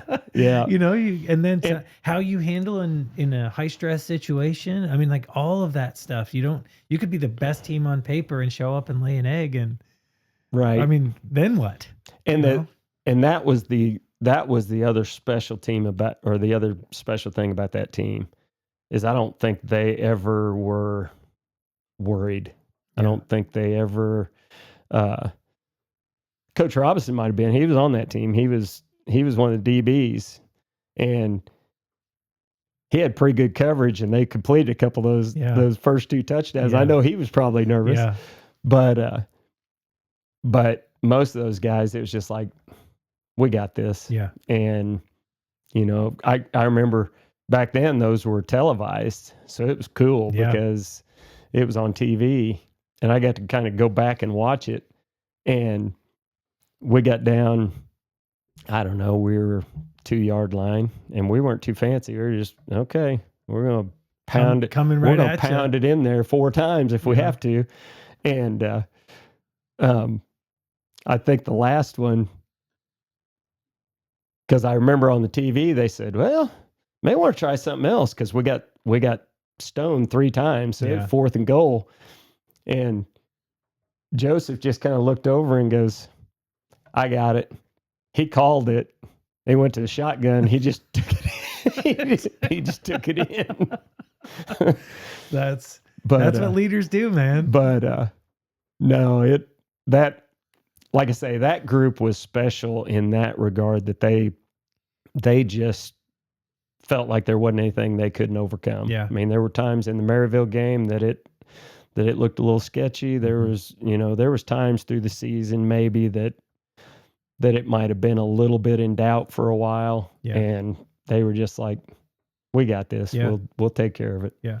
And that's a special group. I mean, that's because that doesn't happen very often. Yeah. Does it shape you as a leader, as a person, to win a championship? I can't think of how many stories you hear of the person who's shaped by failure. The person who got burned and they're not going to let that happen again, or some bad beat that caused them to go on the terror that changes their body and develop themselves and come back in a whatever. Yeah. I think, honestly, I don't think I'm any different because of it. I think people may look at me different because of it from the outside. Mm-hmm. And I think that's probably more true than anything. It's how people look at you, that, oh, you're a state champion. Well, I don't think I'm any different because we were state champions. Yeah. But it was very gratifying for the kids and for the town. Yeah. Because that's probably what I remember the most about any of those years. And that's where I encourage the community to get involved, because in 2003, that's what I remember. Every place that we went, we'd get there and our stands would almost be full. When the team came out for warm-up an hour before the game, our stands would almost be full. Wow. And there were some places where we kind of took over their stands. Oh, that's awesome. That's right. And it's your house, but it's our house today. Yeah. Yeah. Pembroke Hill, we went down there and their mink coats and everything. I love beating up on rich kids. I think we took over about half of their stands. And of course they were a late arriving crowd, and they come in and they're like, hey, what's the deal? What's the deal here? But in all of those years, in 03, 07, 13, that was the amazing part. And that's probably the most gratifying, satisfying, however you want to put it, is how the community got behind us. Yeah. And I know, and they do that in everything. If this volleyball team gets on a run, if this football team gets on a run, it'll happen. I'd like to see it happen all the time. Yeah. And I know that's unrealistic, but they just, hopefully the community understands, and I'm telling them how important that was. It was so great, when you come back and they, drive the bus through town and there's people downtown waving signs, honking. And I mean, that's the coolest thing. And that's what being in a small community is about. Yeah. Because I don't think they have that at Blue Springs High School. Nope. Now, they've got a huge school, so the school is almost a town in itself, but Blue Springs isn't coming out. The Blue Springs people are coming out for theirs. The Blue Springs South people are coming out for theirs. Yeah. But when Lawson does it, all of Lawson it's everybody is involved. Yeah. It's not just this little faction or this side of town or whatever. And that's what I love about small towns, small town schools, small town athletics, because the school is the biggest business in town. Yeah.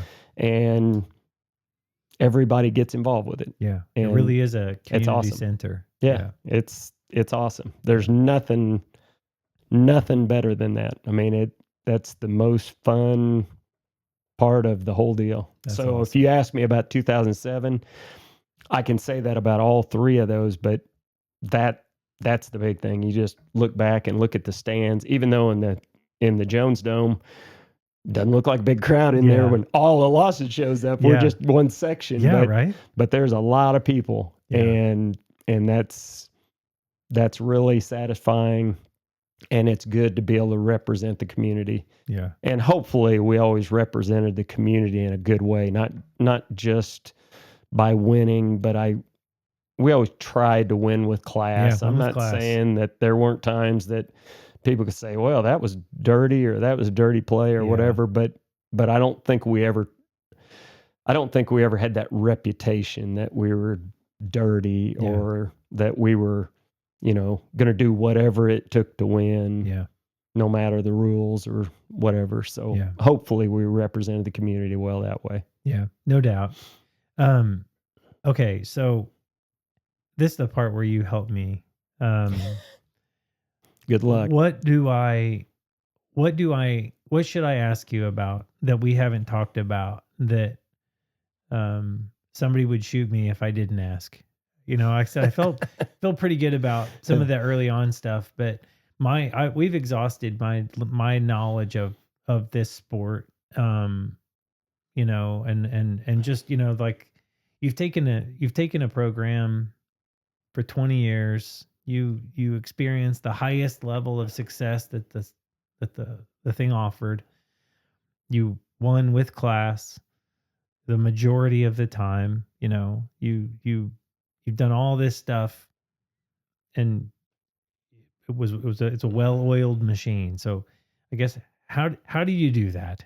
And then just tell me whatever else you think we need to talk through, because I have one other question after we get done here. Well, again, it's a team effort all the way. I mean, all the way from the top, all the way from the superintendent on down.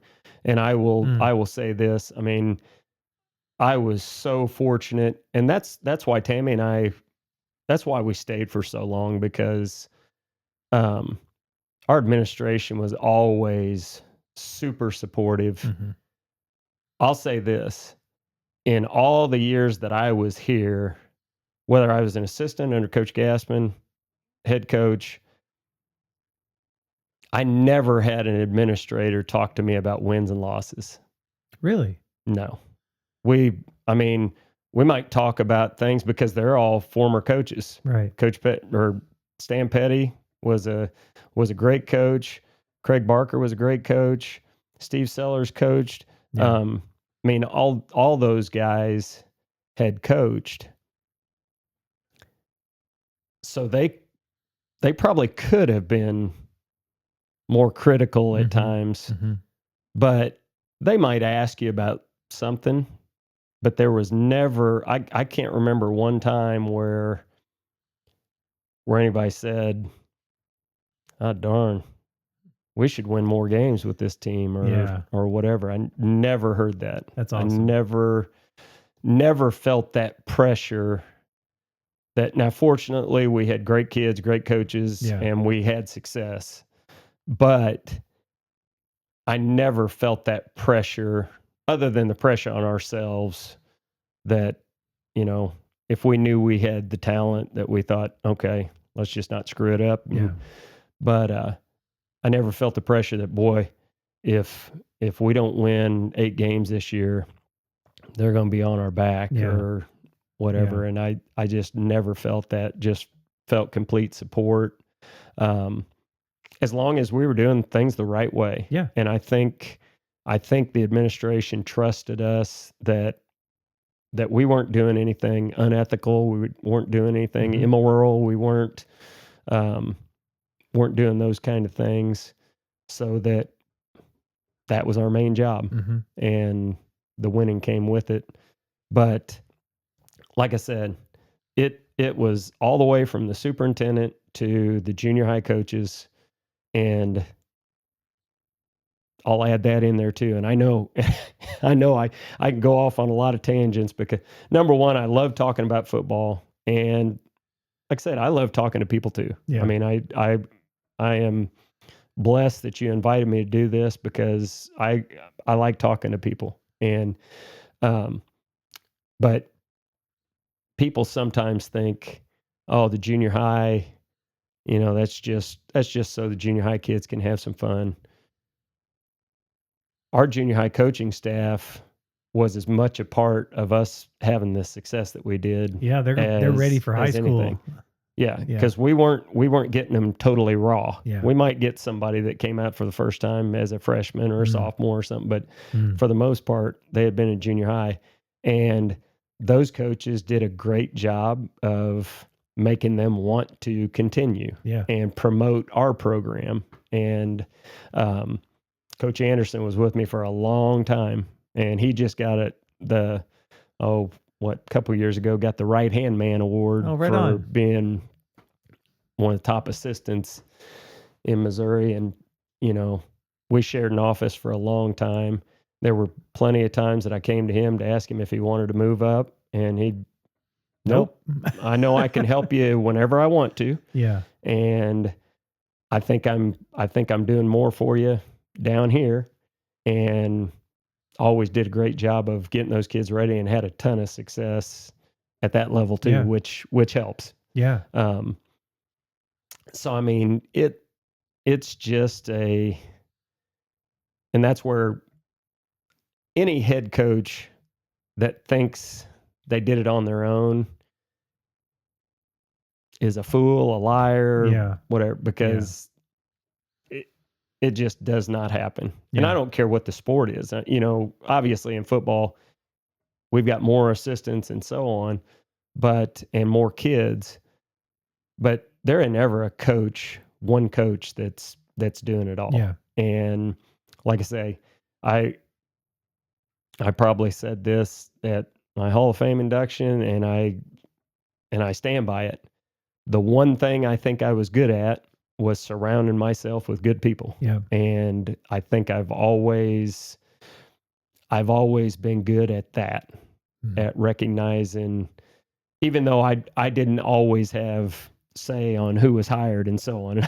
In high school, you don't just get to bring in everybody that you want and so on. You can make recommendations. And I was very fortunate that I had great people around me, and the ones that I did get to choose to bring up either from the junior high when somebody left or retired or whatever the case may be, that I put somebody good around me. Yeah. And a lot of times somebody that was better than me probably. Yeah. And I think that's really important, whether you're in business or whatever it is. Now, I have no other skills. I don't do that. Don't. I do not have any other skills. YouTube has allowed me to do a few things, right? But it's like I said, I would just have to imagine that if you had your own business, if you don't surround yourself with great people, then you're not going to be successful. Yeah. And sometimes they've got to be people that question you. And I've had those. And I've lectured some coaches the other way. Don't just say, yes, that's a great idea if you don't think it is. Because I don't need somebody that's just massaging my ego. I need somebody that's going to question whether this is right or wrong. I had a mentor at the office do that. He said, we're paying you for your whole brain. I don't need a part of your brain. We're not paying 2 salaries for my brain. Like, I need everything from you. Yeah. And, for the end of the day, I make a decision that you wouldn't have made or whatever. That's on me, but give it to me. Yeah. Yeah. Well, and that goes right. It goes right along with what I just said and that's where I said, I wish I could go back and start over at South Shelby, because I had the most experience, so I thought I had to do everything. And I didn't empower my coaches enough because I just didn't think they had as much experience. Loved them, my best friends and all, but I guess I didn't trust them enough at that time. And it's like I tell people, the more I relinquish power, the better we got. Yeah. I mean, the more responsibility that I gave my assistant coaches, the better we got. Yeah. And that would be the advice that I would give to any young coaches or anything is now they've got to want to do it. They've got to have passion to do it. But if they do, empower them and shoot, they'll go fly and they'll make you fly. And they did. I mean, it's like I said, I've had some outstanding assistants that came up with things on their own that were the reason that we were successful. That's excellent. I mean, you've taken a page out of my book. That was the question. What advice would you give a young coach or teacher just starting out who wanted to make the kind of impact that you've made? You want to add to that with the answer you just kind of gave? Well, once again, I think you have to have passion for the job. I told people, because there have been times, now very few with me. I mean, very few in my situation have I ever had this, because like I said, I've had some coaches that volunteered. Josh Thomas did it for nothing for a long time. Mitchell Morrow did this for nothing for a long time. That's just love. But there are a lot of coaches that are like, well, what am I going to get paid for this? Well, it's kind of like we always fought that. How are we going to get coaches paid in the weight room in the summer and so on for doing summer weights? And I always tell the coaches, I said, whether we get paid or not, do you think we're not going? Do you think we're not going to do it? Yeah. I mean, and I think that's somewhat the attitude that you have to have. I always said, when I came here, when I talked to Coach Gassman, when I interviewed here, because I talked to him for just a little while, and he had a little say in it, I think, because there was an open position. But I said, if there wasn't a spot, I'm still going to coach football. Whether I get paid or not, I'm going to do it. Oh, you're going to be there. And I think that's kind of the attitude that you have to have if you're going to be successful.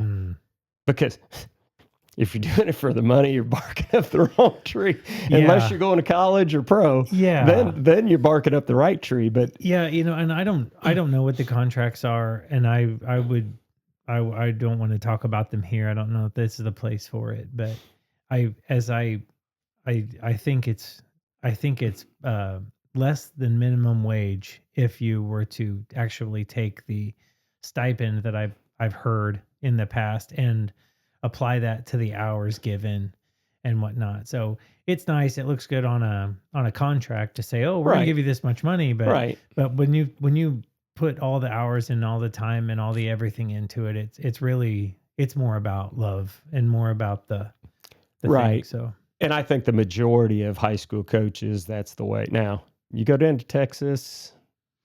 There's some opportunities there. A little different situation. Pressure's a little different. There are some places in Missouri that it might be, but for the most part, the coaches are doing it because they love it. Yeah. And that would be my first thing. And then, like I said, I think we covered a lot of the other things. Is, I guess, number one, if you don't care about kids and you're just worried about record and so on, don't do it. Yeah.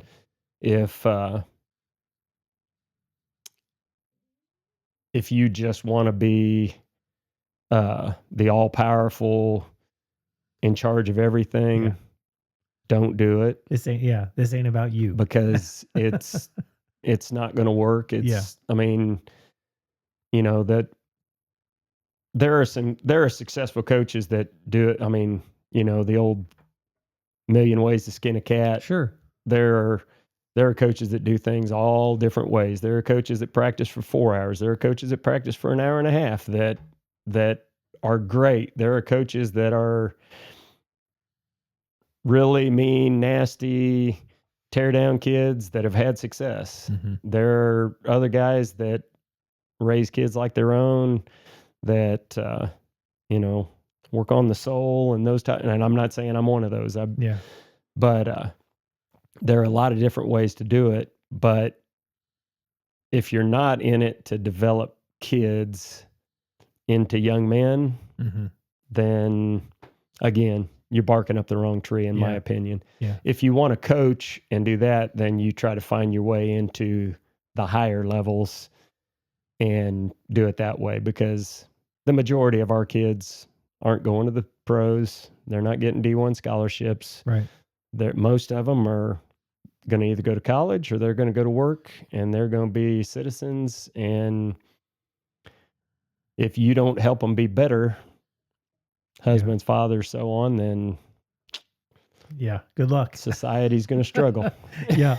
And the blood will be on your hands. Right. Right. Yeah. And again, I am by far not saying I have been perfect in any way, shape, or form there, but that was always my intent. Yeah. There are some kids out there that probably would still cuss me today, and you were unfair to me, and so on. And I get it. I understand.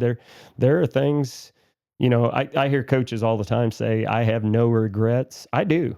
I mean, there are things that I wish I could go back and do differently. And I've even talked to some kids, some former players or students, about that, and say, if I could go back, I probably would have handled that a little bit differently. And but most of those kids that I talk to, I try to say, wasn't anything personal. Yeah. I was trying to do the best by you. Yeah. Maybe I just wasn't experienced enough. Maybe I made a mistake, whatever it was. But, I mean, the one thing that I can say, and I heard, Clint Ross said this multiple times, when they say, what do you want to be remembered for? I want to be remembered that I cared. Yeah. And I truly did. And so any kids that think I didn't, I did. Maybe I just didn't do a good job of expressing that. And I think that's what high school coaching, and that's what teaching to me is about. Is if you don't care about the kids, then you're in the you're really in the wrong business. Yeah. And like I said, the best teachers, the best coaches care about kids. Yeah. The best bosses probably care about their workers. I mean, that's kind of the way it goes. Yeah. Yeah. Anything else you want to talk through? You want to make this 6 hours? Well, that's what I'm saying. I feel like I could ask 1,000 questions. Maybe we should leave it there. Actually, let's just keep going. I have 2 other questions. And if I can put it in, I'll put it in. If we want to cut it, I'll cut it, or whatever. Somebody just wants to listen. All right. And the Enver. 2 things keep coming to my mind, and maybe 3.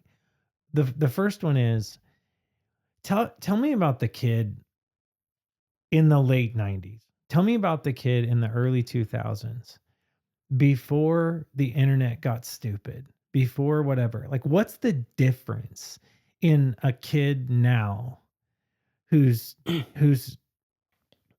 coming up through the program and a kid 20 years ago? Because I'm trying my best as a father to raise young men who are tough, who are resilient, who are not spending time on devices all the time. They want to do it, whatever, the Lord knows what I've done, and people will evaluate what I have tried to do, and, they're going to make their own decisions. But you've got a chance at this point to see literally thousands of kids come up through, and you're nodding like you've already got your answer, and I just keep talking. I don't know that I have my answer, but yeah, it's definitely different. I mean, it is, and I'm guilty of it.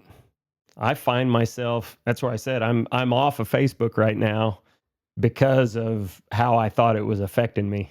I was starting to jump back at people and so on. And since I've been off of there, I feel so much better. Yeah. I just don't feel like I'm arguing with people that I really like, that I consider friends, but I disagree with certain things. Yeah. So I think everything is so instantaneous. Instant gratification. Yeah. I mean, both ways. You can get bashed instantaneously and you can get blown up instantaneously. You can, you have people saying how good you are, how bad you are, how stupid you are, how smart you are. Where it used to be, that stuff had to come out in the paper or on a note, or somebody had to call you on the phone. Yeah. And they didn't, and not everybody saw it, and it wasn't that big of a deal. Right. Or whatever. And my big thing, whether it's kids or not, it is, and that's where I am definitely not getting into politics on here, but I still believe that if people were sitting like you and I, their conversations would be totally different than when they're just sitting there clicking on their phones, the first thing that comes to their mind. Yep. And I think it's the same thing with kids. I mean, that's the way the bullying stuff. A lot of kids would not be that mean to somebody face to face. Right. But if I can just send a note or send something about them, then, and I hear people all the time talk about how, and this is probably going off on a tangent, but it's the same subject, is, the kids have it so much easier these days and so on. I disagree. I think, like, players, if I'm just talking about sports, just talk about sports, they have to do so many more things today than they ever had to do before. Right. Now, granted, some of those kids back in the day were coming straight out of the field and coming to practice. Yeah. Yeah. And that may have been harder, but they have to deal with so much more stuff. And when you talk about the social media, they have to deal with that part. Yeah. They have to deal with, they do more. Yeah. I mean, trust me, we do way more in the off season and summer and those types of things than I ever did when I was a kid. Well, that was kind of the spirit of the question, right? Like, you have these kids in, like, when I was going to school, who kind of, we had practice, we had 2-a-days, we spent time in the weight room, and we had, and that was it. I mean, we weren't focusing in the off season to build our bodies. We weren't playing different camps and stuff like that. I mean, there was some of that, but camp was 2 or 3 days. It wasn't a week. Right. It wasn't, we weren't, I mean, the programs for building their bodies and learning the defensive or offensive schemes, none of this stuff was as complicated as it is. But I think kids today, and I could go either way with it, I think some kids, all they want to do is go to practice and come home and sit on the couch, right? So there's an element of kids that is just softer than it used to be, right? But I'm hearing you say that there's an element of kids that's a lot harder and more difficult than it used to be, also. Yeah. Well, it's like I said, I think that some of that is parents, some of that is just society in general, some of that is just we've become more advanced. I mean, even the kids that farm today aren't farming the same way they were 30 years ago. Right. I mean, my quarterback at South Shelby used to drive to weights in his tractor. He had big tractor. Yeah. And we used to always laugh about that. Where now, I talk to Benton and Lane Maddox, and they talk about, oh yeah, Lane was sleeping in the combine or whatever because it's just automatic. Yeah, it runs its own. Of course, that's Benton saying that. Yeah.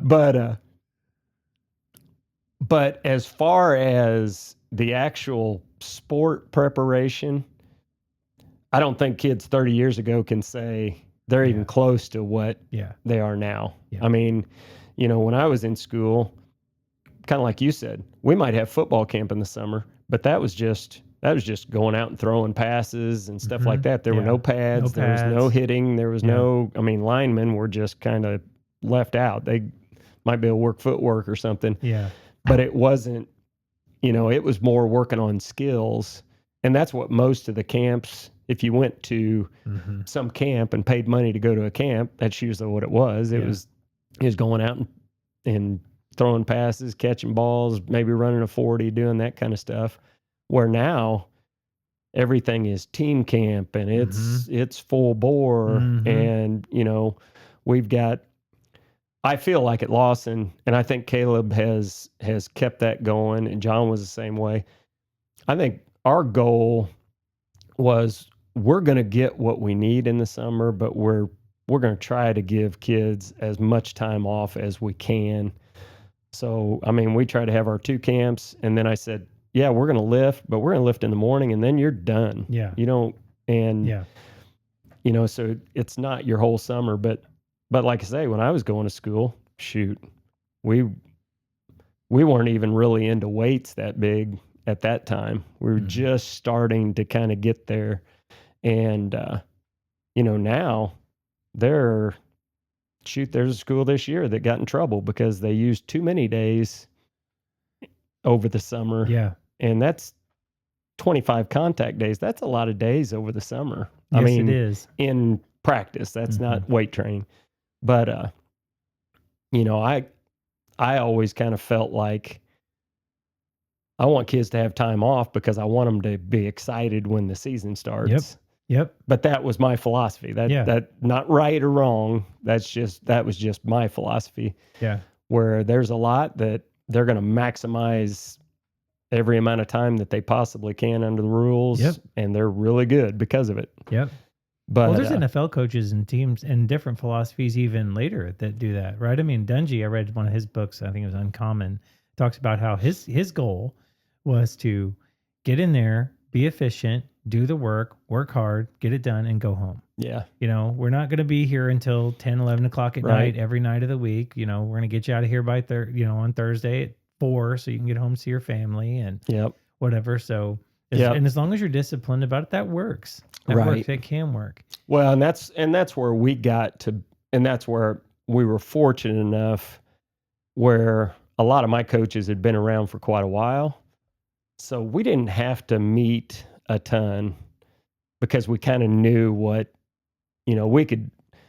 Now, that's where cell phones and stuff help because we could send a text and say, okay, we're going to do this or we're going to do this. And we didn't have to always meet. So, I know there was probably some coaches' wives that were ticked at me times because we were meeting for a long time or we were watching film till late on Friday or whatever. But, we tried to, I didn't ever think we practiced really long or anything like that. And I thought coaches at least had time to get with their families. And you're right. There's, Bud Grant, the old coach at Minnesota. I think he may have made the comment. I know there was one of the pro coaches that made the comment. If I hear that you missed a recital or you missed such and such, I'll fire you. Yeah. May have been Bruce Arians even. And, but then you've got the other ones that if you're not in the office at 3 o'clock in the morning, I'm paying you to be here. Then you're not working hard enough. Right. And I mean, and there's something to be said for both. I mean, again, there are successful ones that have done it both ways. Yeah. But no, it's like I said, the technology, it's all great because there are so many things. I can send clips to kids on my phone. Yeah. And it used to be we were going and you gotta trading. I was going and meeting somebody to exchange film at some gas station on Friday night or Saturday morning or something so we could watch film of them. Yeah. Now we just click a button and send our film someplace. And so the technology is awesome, but sometimes it causes overkill. Yeah. I mean, I can remember my dad we'd like go to Mizzou game, and he'd have to go to the bus station because he'd send the old whatever, what is that, 8mm or on the reels. Yeah. You used to have to send that to get developed.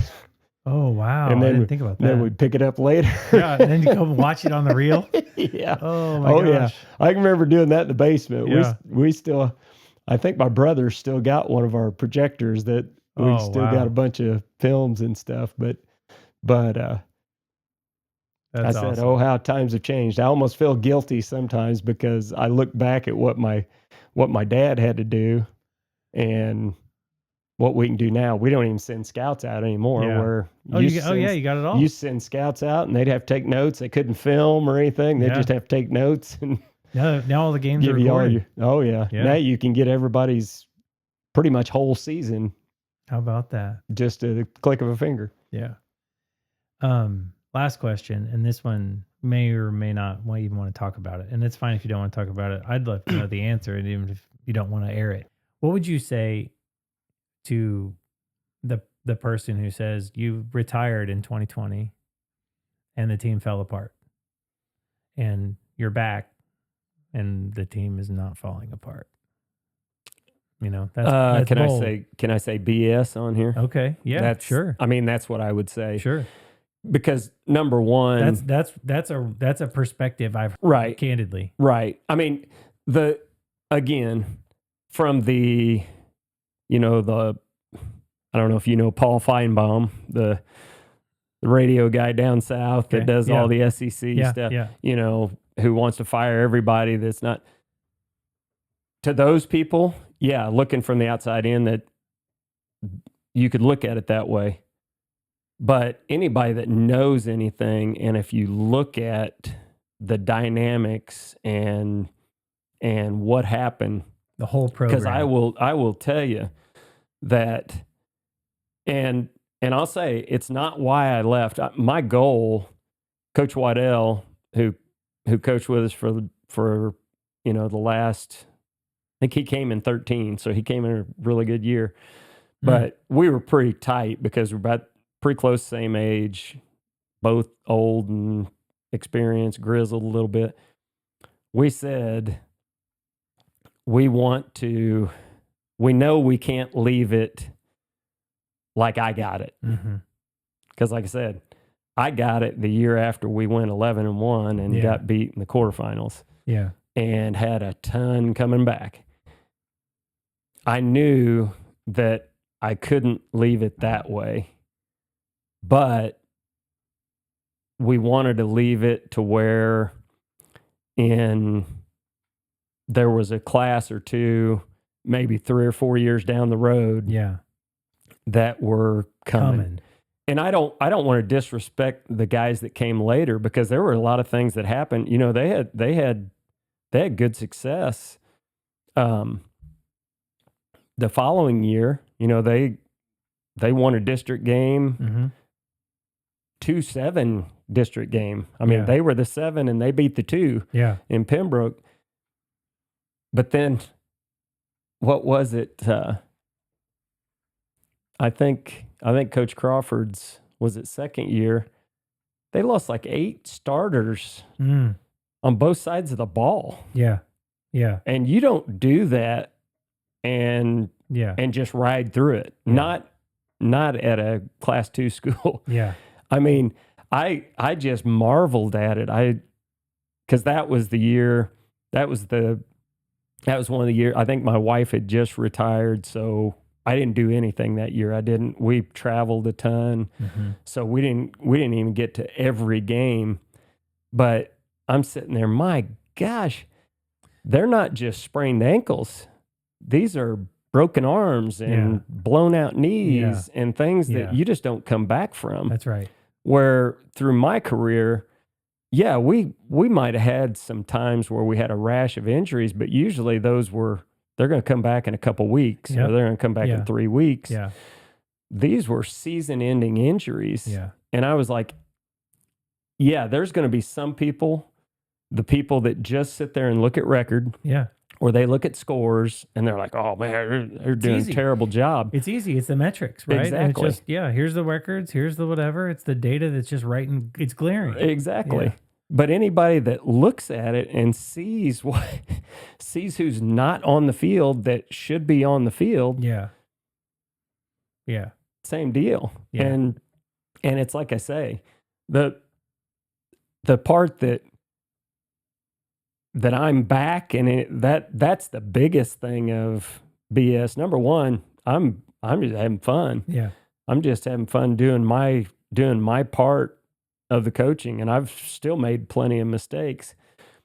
But again, I go back to last year. There were people, oh my gosh, here we go again. We lost the first 5 games. Mm. And I'm like, okay, do you see, number one, the teams that they're playing? We were 0-5. The 5 teams that beat us had 1 loss between them or amongst them after 5 games. Oh, wow. Wow. So they're pretty darn good. Yeah. So you gotta take that into account. And we didn't have the team that we were expecting at the beginning of the year because we had some guys out with injury and other situations and things like that. Yeah. So I mean, like I said, the people that are really knowledgeable, when they look, they see that. Yeah. And it's like I said, it's kind of gone somewhat how I hoped it would when I retired, that there were some classes that were coming that I knew had pretty good numbers. Yeah. Number one, because, it's hard to live off of classes of 6 or 7 where, this year's group has 17. I think that's right. 17 seniors. Yeah. So then you got those guys going through the whole year, and Coach Crawford has done an outstanding job. Yeah. I mean, I'm not saying that because I'm on staff. I'm not saying that because he coached with me. Yeah. He's done a great job. Mm-hmm.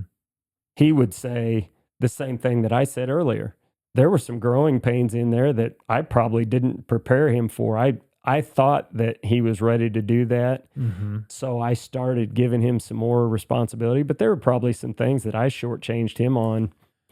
And everybody has to do that. One of the old coaches that played with my dad and was a coach at Raytown for a long time, and he and my dad were really good friends. He told me once, because I said, after he retired, I said, well, have you been talking to Coach such and such a lot? And he goes, no. He said, you got to let them sink. Ooh. You got to let them kind of figure out what they want to do on their own. Yeah. Because it's, I told Coach Crawford this. I said, why would I recommend you for this job if I thought you were just going to do the same thing that I did?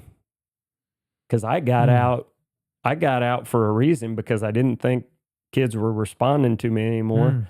So I said, if you're just going to do the same things that I was doing, then why would you be the coach? Yeah. So he had to find some of the things, and he does a lot of things differently. New blood, new passion. Yeah. And, new approach, process. Right. Mm-hmm. Recruiting wise and those types of things. Cause I was not very good at that. Yeah. There was a lot of times where a kid would say, nah, I'm not going to play. And I'd be like, well, that's your decision. Yeah. Where, probably should have fought a little harder for some kids. Yep. But, yeah, Coach Crawford was coming for Powell his senior year. He's, oh yeah, I did too, but failed. I'll tell you this. I was working on him too. I was like, man, bud, I think you should try it. He was like 5'10", 5'11", right at 205, and just a barrel. Yeah. I just wanted to see him kill somebody out there. You know what I mean? I told him one night we're in the kitchen, I said, there is nothing like the feeling of another person that you hit folding around your shoulder pads. It's just it's life giving. Yeah. And taking, I suppose. No, but that's okay. Like I say, but that's where I just I just think people need to look deeper into that, because it's like I said, my biggest fear when I retired was people would be saying, and they probably are, they were saying, oh, he saw what was coming and got out. And that was the last thing I wanted. I would have loved to have been able to leave in the same situation that Coach Gassman left me. I just was not willing to go that far. I mean, I was at the point where I was ready. And I tell people, I said, I loved my job. I did. But I love a lot of things. Sure. I think one of the things you may ask me is, what do people not know about you, or something like that? I said, I love to ride my motorcycle. Yeah. I mean, and I love to travel. Yeah. And I've seen a lot of people that hold on and hold on and hold on. And a lot of it is because they just flat love it. Yeah. And I respect that 100%. But I've seen that happen, and then they retire and they're gone a year later. Yeah. Yeah. Do you know the life expectancy of a retired Ford worker? You know how long the actuarial tables are? Like from the day that you retire? 5 years. Really? Ford Motor Company and their actuarial tables for retirees, they expect to pay retirement benefits for 5 years before. Really? Before they pass. Yeah. You work hard, you teach, you do the thing you love, and then you stop doing it, and they stop. They stop moving, they stop, and they just right. And I've struggled with that a little bit too, because I told you, I have no skills. I mean, I don't. I don't. Dave Waddell, he's building decks and he's redoing basements for people and stuff. I have none of those skills. That's why I said I don't know what I would do. So I'm mowing out the golf course. I did some mowing up at school. I'm still doing a little bit of coaching. Yeah. But my skill is people travel. Right. Yeah. That, and like I said, I love to travel. And that's why I said when my wife retired, of course she's been back teaching the last 2 years, but when she retired for that 1 year, when both of us were retired, we took about 5 week-long trips. Yeah. And I still got a lot more of those that I want to do. Yeah. That's the beauty of Missouri retirement too. Like, I mean, you work several years in the Missouri system, and then, I mean, you've paid in, the benefits great, the whatever. That's the carrot. It's beautiful. And here's where I'm talking to all you teachers out there now. Is there's so many that, the pay when you're in it is not great. It's not bad, but it's not great. I mean, there's a lot of things that you could do and make more money. The carrot is at the end. Yeah. Because Missouri school retirement is awesome. Yeah. And that's why the government's always trying to get their hands on it. Yeah. But it's awesome. I mean, and I put in my 30 years, and I felt like that was enough. And again, I was starting to have more people around my age that I was losing, friends and so on. Yeah. And I said, there's a lot of other things I want to do. Absolutely. There's a lot of places I want to see. Yep. And there's a lot of times I haven't been able to do that, because that's the one thing being a coach is, even though most teachers, contrary to popular belief, don't get 3 months off in the summer. Most of them are doing something else, or they're doing school work, or they're going to school and so on. But, coaching, we were pretty much nailed down to, okay, we can travel the last week of July and the first week of August. Dead weeks. And that's when we can go. Yep. And,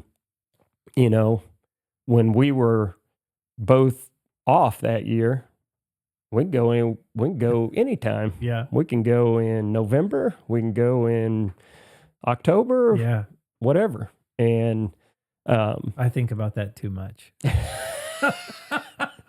I'm thinking about, oh man, it's gonna be great. We're gonna do this or that. And occasionally Carissa will call me out. She's like, we've got a life we're living now. You could think about that too. Yeah. Well, that goes back to another point about Missouri retirement is Coach Smith.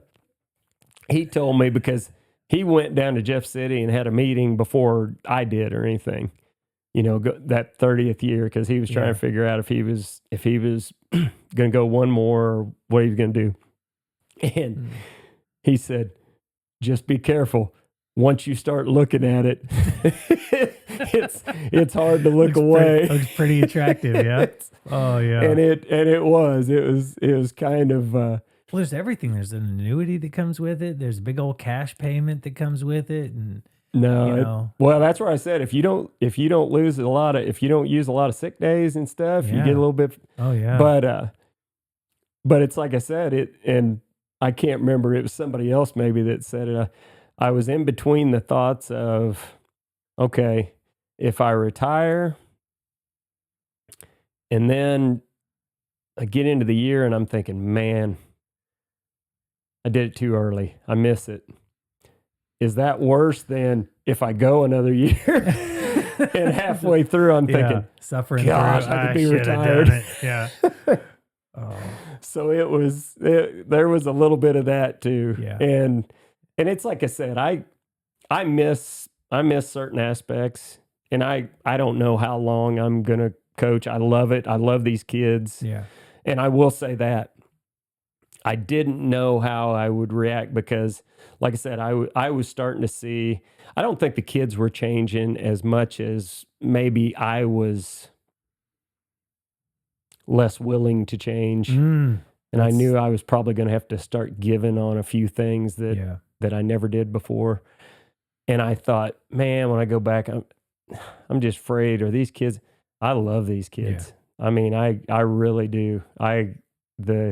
The kids that we have, there's been some of the funnest years that I've had. Yeah. And like I said, as an assistant, I don't have to be the bad guy. Now I may still be pretty demanding, but I don't,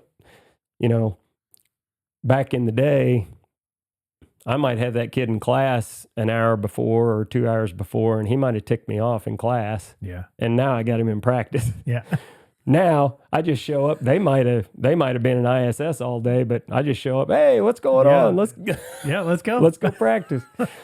But that's awesome. But no, it's like I said, it's been a fun ride. It's a great place. Yeah. Honestly, I wish I could find a way to do more for this community. I'm not very good at that. I'm not a big. I'm a little bit of a hermit, except with my friends. Okay. I mean, I don't go out of my way to just meet new people and go talk to people I don't know.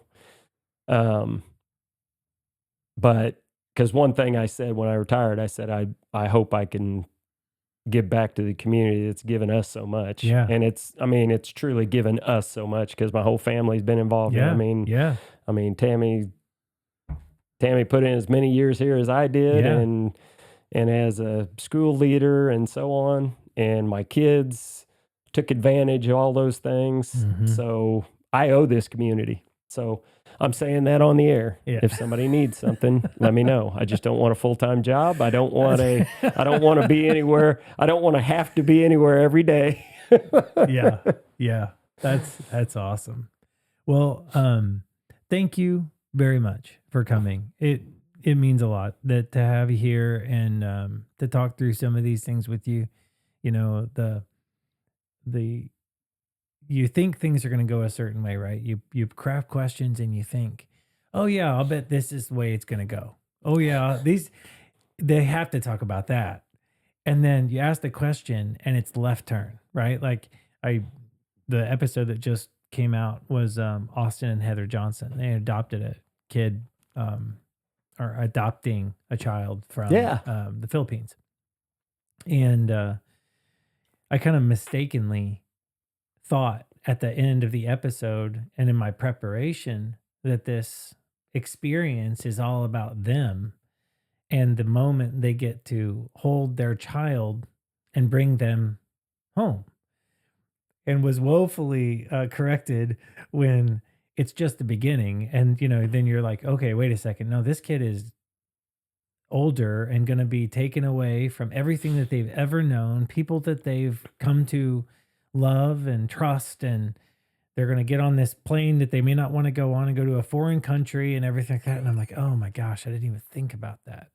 And I'm having many of the same reflections here chatting with you, right? Like, you think, oh, it's about the '07 season. It's about the wins. It's about the victories and all that stuff. And I'm just marveled at your humility, but just the approach that you've taken to these things, the way you're developing kids, the way you're passionate and continuing to pursue that excellence with them. It means a lot that you'd be here. So thank you. Well, I appreciate you having me. And like I said,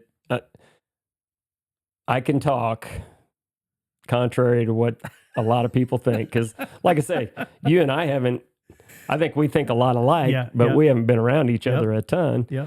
But I mean, I like to get some of these things off my chest because I want people to know how much I appreciate what this job, what this community, what all my kids have done, because I do look at it that way. I do look at all those kids as my kids. Yeah. I mean, now sometimes I might forget a name. I'll see somebody and I'm like, gosh, I know who that is, but I can't think of the name. Right.